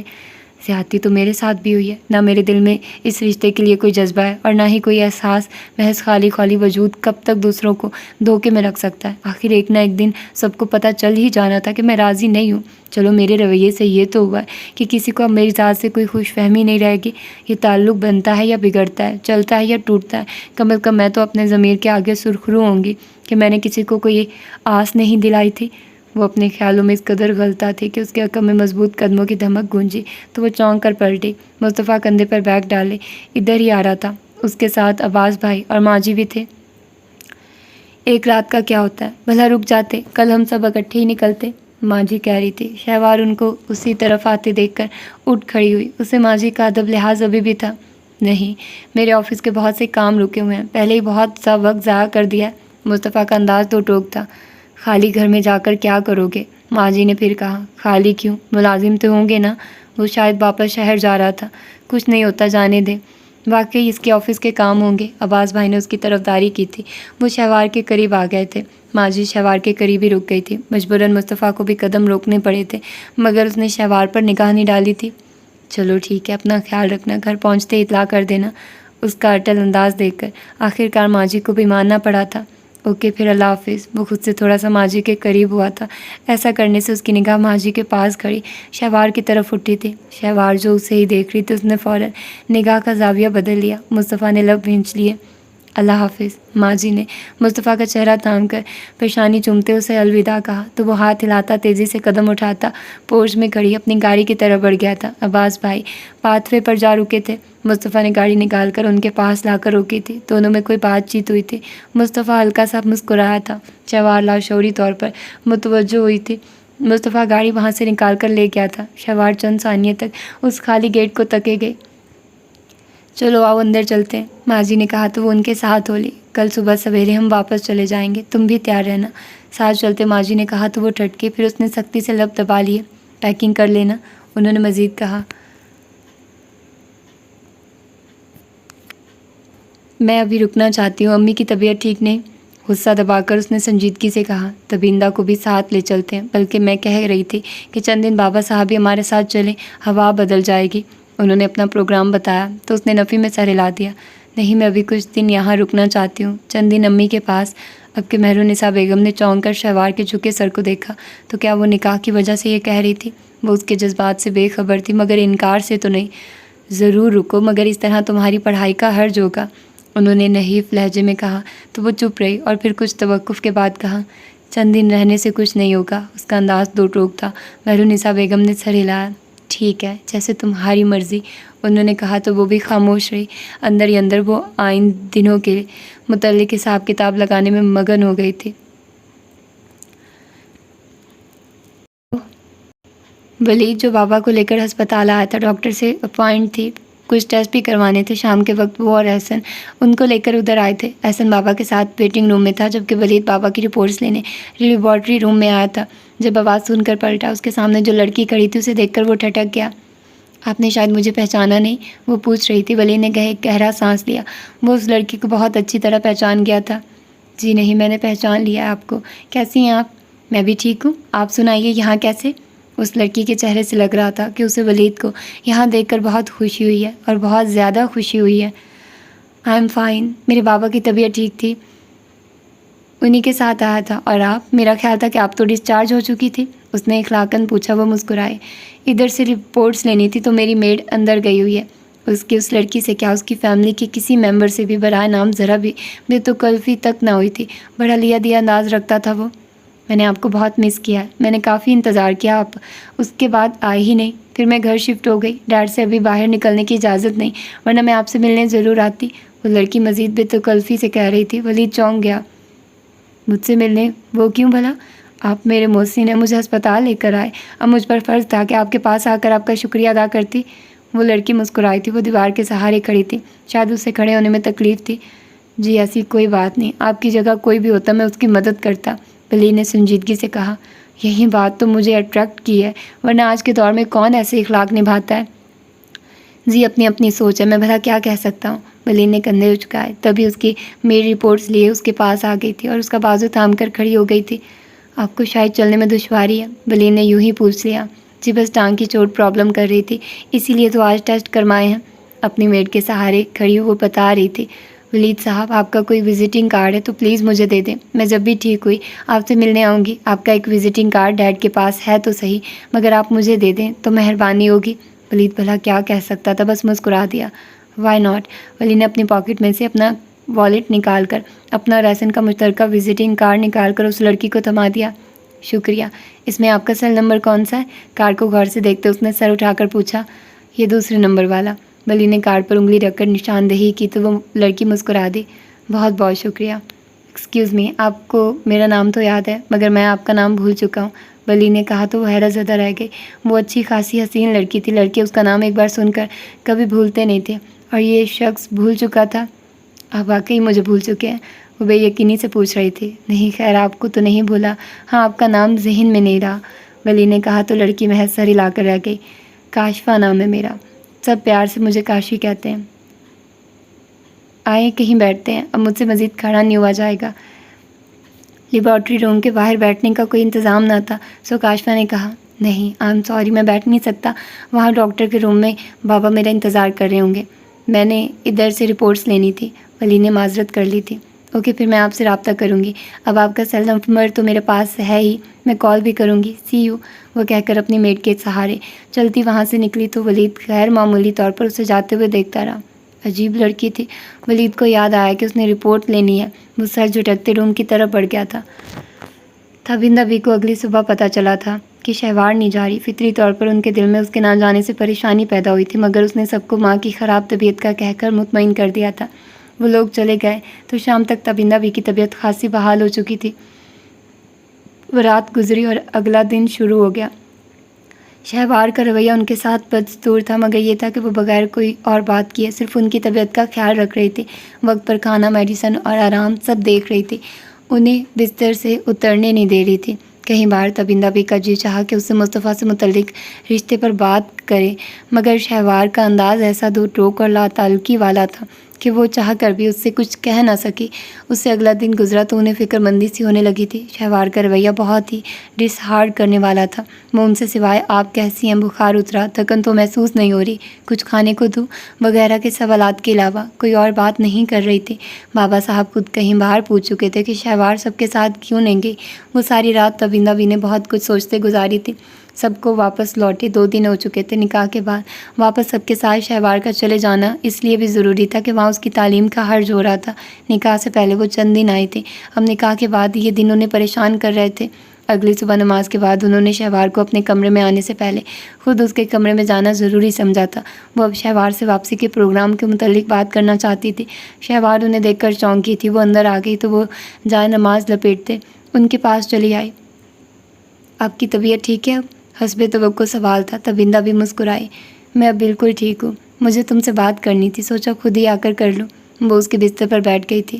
تم سب کے ساتھ واپس کیوں نہیں گئی؟ شہوار کی خاموشی پر انہوں نے پوچھا۔ کیونکہ میں وہاں واپس جانا ہی نہیں چاہتی۔ شہوار کا جواب ان کے خدشے کے عین مطابق تھا۔ تابندہ بی کا دل کانپا تو وہ بلا وجہ خوف زدہ نہ تھی، یہی خدشے تھے جو انہیں ہلا رہے تھے۔ کیوں؟ وجہ آپ کو معلوم ہے، شہوار کا اٹل انداز تھا۔ شہوار، میں پہلے ہی بہت پریشان ہوں، میرے لیے اور پریشانیاں مت بڑھاؤ۔ انہوں نے بہت دکھ سے اسے دیکھا۔ میں آپ کی پریشانی کی وجہ نہیں پوچھوں گی، کیونکہ اول روز سے آپ نے نہ مجھے اپنی پریشانیوں میں شامل کیا اور نہ ہی اپنے رازوں میں، اس لیے میں اب آپ سے کیا کسی سے بھی اب کوئی بحث نہیں کرنا چاہتی ہوں۔ شہوار، تمہارے اس طرح کے رویے سے تمہیں خود کو کتنا نقصان پہنچ رہا ہے جانتی ہو، خاص طور پر تمہاری تعلیم، تمہارا اتنا قیمتی سال ہے۔ نکاح سے پہلے یہاں آ کر رکنا چلو طے تھا، مگر اب رکنے کا کوئی جواز نہیں، تمہاری تعلیم کا حرج ہو رہا ہے۔ انہوں نے سمجھانا چاہا۔ اول تو یہ کہ میں آپ پر واضح کر دوں کہ میں اگر یہاں آئی تھی تو یہ سوچ کر نہیں آئی تھی کہ یہاں آ کر مجھے نکاح کروانا ہے، بلکہ جب نکاح کا فیصلہ مجھے سنا دیا گیا تو میں یہ طے کر کے آئی تھی کہ مجھے اب واپس نہیں جانا۔ جب رشتے ناتوں میں بھروسہ، اعتماد، اعتبار ہی نہ ہو تو وہاں تعلیم کچھ کام نہیں آتی۔ میرا اعتماد، میرا بھروسہ اور اعتبار، ہر جذبہ صرف آپ کی ذات سے تھا۔ جب آپ نے اس رات میری کوئی کال ریسیو نہیں کی تھی تو میں وہاں کیوں رکتی اور کس لیے؟ وہ میرے خون کے رشتے نہ تھے، میرا خون کا صرف ایک رشتہ تھا اور وہ آپ تھی۔ جب آپ نے مجھے غیروں کی طرح ٹریٹ کیا تو وہاں رک کر میں کیا کرتی؟ ان لوگوں کے مجھ پر اس قدر احسانات ہیں کہ میں مر کر بھی اس کا بدلہ نہیں چکا سکتی۔ ہاں، بس احسان شناسی کی یہ حد نبھائی کہ اس نکاح کے لیے گردن جھکا دی۔ اس سے زیادہ نہ میرے بس کی بات تھی اور نہ کر سکتی ہوں۔ شہوار کے لب و لہجے میں اس قدر تلخی تھی کہ تابندہ بھی حیرت سے اسے دیکھ رہی تھی۔ تم واپس نہیں جاؤ گی؟ تمہاری تعلیم، تمہارا کالج؟ وہ ایک دم خوف زدہ ہوئی۔ میں آپ کو اس رات جب بابا صاحب کی وجہ سے ادھر آئی تھی اور اگلی صبح ماں جی وغیرہ کے ساتھ واپس جا رہی تھی تب بہت تفصیل سے کہہ چکی تھی کہ اگر آپ لوگوں نے یہ فیصلہ کرنا ہے تو پھر میں اپنی تعلیم چھوڑ کر حویلی آ جاؤں گی۔ وہ سب میں نے محض کلام ہی نہیں کہا تھا. مجھے اب واپس نہیں جانا، مزید نہیں پڑھنا. اس رات اگر آپ میری کال ریسیو کر لیتی تو شاید میں یہاں نہ آتی، مگر اب واپس جانا میرے لیے ممکن نہیں. اس کا انداز بہت حتمی تھا. تم پڑھائی چھوڑ چکی ہو؟ وہ حیرت زدہ تھی. انہیں یقین ہی نہیں آ رہا تھا کہ وہ ایک ایسا انتہائی فیصلہ بھی کر سکتی ہیں. یہی سمجھ لیں. شہوار کا لہجہ قطعی تھا. تبندہ بی کے اندر شدید اذیت نے سر ابھارا. تم اپنا نقصان کر رہی ہو. ان کی آواز شدت کرب سے کپ کپا اٹھی تھی. جب عزت نفس جیسے نقصان گوارا کر لیا تو پھر یہ تو کوئی نقصان ہی نہیں. امی، مجھ جیسے لوگ جو دوسروں کے ٹکڑوں پر پلتے ہیں، یا تو ان کے اندر انا، خودداری اور عزت نفس جیسے جذبات سرے سے پیدا ہی نہیں ہوتے. اگر کسی میں پیدا ہو جائیں تو انتہا کی حد تک زور آور ہوتے ہیں. اور ان لوگوں کا احسان کیوں جھٹلاؤں؟ ان لوگوں نے ہمیں اپنے احسانات کے نیچے اس قدر دبا لیا ہے کہ اب عزت نفس کا سواد بہت تکلیف دے رہا ہے. امی، میں نے آج تک ان لوگوں کو سر اٹھا کر کبھی غور سے نہیں دیکھا. اس لیے نہیں کہ میرے اندر احساس کمتری تھا، صرف اس لیے کہ ان لوگوں کے احسانات نے مجھے کبھی گردن اٹھانے ہی نہیں دی. انہوں نے پہلے دل خریدے تھے احسانات کی بدولت، اور میں نے ان کو بہت اونچا مقام دیا تھا. اب بھی مقام برقرار ہے، مگر مجھے یا تو عزت نفس کا سودا گوارا نہیں، اگر کر بھی لوں تو پھر یہ رشتہ گوارا نہیں. کتنی مشکل باتیں کر رہی تھی شہوار. تبندہ بھی حیرت سے اسے دیکھ رہی تھی. کیا یہ وہی شہوار تھی جو کبھی ان کے سامنے سر اٹھا کر کلام نہ کرتی، اور آج ان کا دل دکھ سے بھر گیا؟ ان کا دل چاہا کہ اس کے سامنے ہر بات آشکار کر دے، مگر اب کوئی فائدہ نہیں ہوا تھا. پانی سر سے گزر چکا تھا. یہ وہ جوا تھا کہ اسی کھیل میں انہوں نے اپنی جوانی، اپنے جذبات، اپنے احساسات، ہر چیز داؤ پر لگا دی تھی، اور آج حاصل حصول زیرو تھا. محض ایک محبت کے لیے انہوں نے ہر چیز قربان کر دی تھی، احساسات، ہر چیز داؤ پر لگا دی تھی، اور آج حاصل حصول زیرو تھا. مگر آج خالی ہاتھ تھی. وہ اٹھ کھڑی ہوئی تھی. انہیں لگ رہا تھا کہ ان کے پاؤں لڑکھڑا رہے ہیں. ان کی آنکھوں کے سامنے کہیں چہرے آ رہے تھے، بہت سے چہرے، اور ایک چہرہ ان کی خالہ بھی کا تھا. یہ غلطی مت کرو، واپس آ جاؤ. کس کے لیے یہ سب کر رہی ہے؟ جس کے لیے کر رہی ہے وہ تو رہا نہیں. پھر کس نے تیرے احسانوں کو دیکھا ہے؟ ایک بہت لمبا اور طویل سفر ہے، تھک جائے گی تو. نہ جانے راہ میں کیا کیا دکھ سہنا پڑے. کوئی آواز اب بھی کہہ رہی تھی، نہیں خالہ، میں کر لوں گی، میں سب سہ لوں گی. محبت میں نفع نقصان نہیں دیکھا جاتا. محبت تو بس دینے کا نام ہے.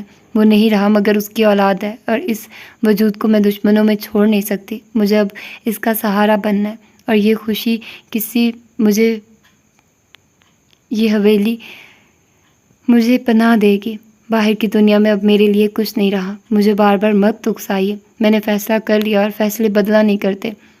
برسوں پہلے کی کہی ان کی اپنی آواز کی باز گشت ان کے کانوں میں گونج رہی تھی. آج ان کو بیتتا وقت یاد آ رہا تھا. انہوں نے ایک مردے سے محبت نبھائی تھی، مگر زندہ وجود ان کی قربانیوں سے بے خبر تھا. انہوں نے بہت دکھ سے شہوار کو دیکھا، اور پھر وہ نظریں جھکا گئے. کہنے کو ان کے پاس بہت سی باتیں تھیں، بہت سی دلیلیں، مگر انہوں نے لب سی لیے. شہوار نے انہیں یوں لرزتے قدموں سے چلتے دیکھا تو اس کا دل کانپا. اسے احساس ہوا کہ وہ بہت سخت الفاظ استعمال کر چکی ہے.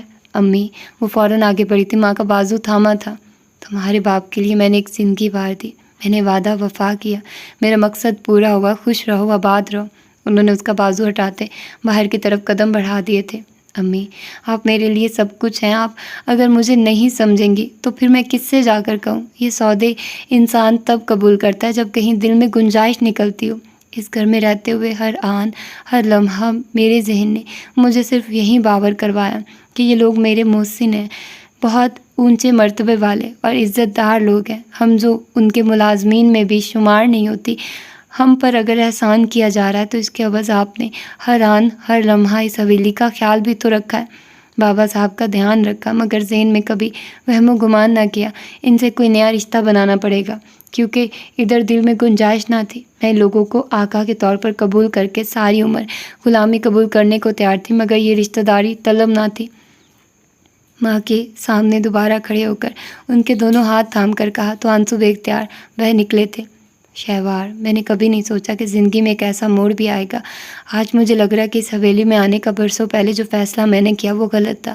آج مجھے شدت سے اپنے فیصلے کے غلط ہونے کا احساس ہو رہا ہے. تبندہ بھی ایک دم رو دی تو شہوار کو لگا کہ اس کے دل کو کسی نے مٹھی میں لے کر مسل دیا ہے. ہمیں واپس چلیے، وہیں جہاں سے ہم آئی تھی. ماں کو روتے دیکھ کر وہ خود بھی ضبط کھو بیٹھی تھی. ایک دم ان کو بازوؤں کے حصار میں لے کر کہا، نہیں، بہت مشکل ہے، اب واپسی کا کوئی راستہ نہیں بچا، اب کچھ نہیں رہا، اب ناممکن ہے، وہاں صرف راکھ باقی ہے، کوئی نشان باقی نہیں، کن رستوں پر چلوں، مجھے تو خود علم نہیں۔ وہ سسک اٹھی تھی۔ میرے باپ کا خاندان، شہوار نے کہا تو تبینہ نے اسے دیکھا۔ کیا ابھی ہر سوال کا جواب چاہیے تمہیں؟ انہوں نے خود کو سنبھالا۔ امی، آپ میری ذہنی کنڈیشن کا اندازہ نہیں لگا سکتی، مجھے لگتا ہے کہ اگر مجھے میرے سوالوں کا جواب نہ ملے تو میرا دماغ پھٹ جائے گا۔ وہ بڑی بے بس تھی اس معاملے میں۔ تبینہ نے اسے دیکھا تو اس پر ترس آیا۔ انہوں نے ایک گہرا سانس لیتے خود کو پرسکون کرنا چاہا۔ تم واپس نہیں جا رہی پھر؟ انہوں نے پھر وہی بات کی تو بنفی میں سر ہلا گئی۔ تابندہ بھی چند پل اسے دیکھتی رہی اور پھر آہستگی سے اس کا بازو ہٹا کر حسار ختم کرتے وہ کمرے سے باہر نکل گئی تھی۔ شہوار بس خاموشی سے انہیں باہر جاتا دیکھتی رہی۔ تو یہ تھی اس کی آج کی ایپیسوڈ۔ اور کبھی کبھی مجھے ان دونوں لڑکیوں پر اتنا غصہ آتا تھا، یقین جانو، شہوار پر اور انا پر۔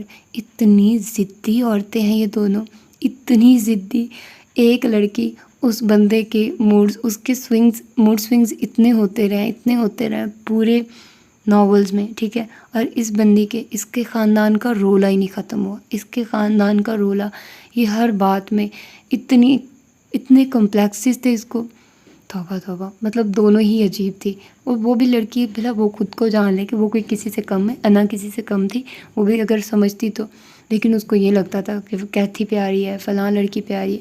آگے ابھی بہت کچھ ہونا ہے، ابھی تو یہ شروعات ہے، ابھی 30 ایپیسوڈز پڑھی ہیں، پوری 30 ایپیسوڈز۔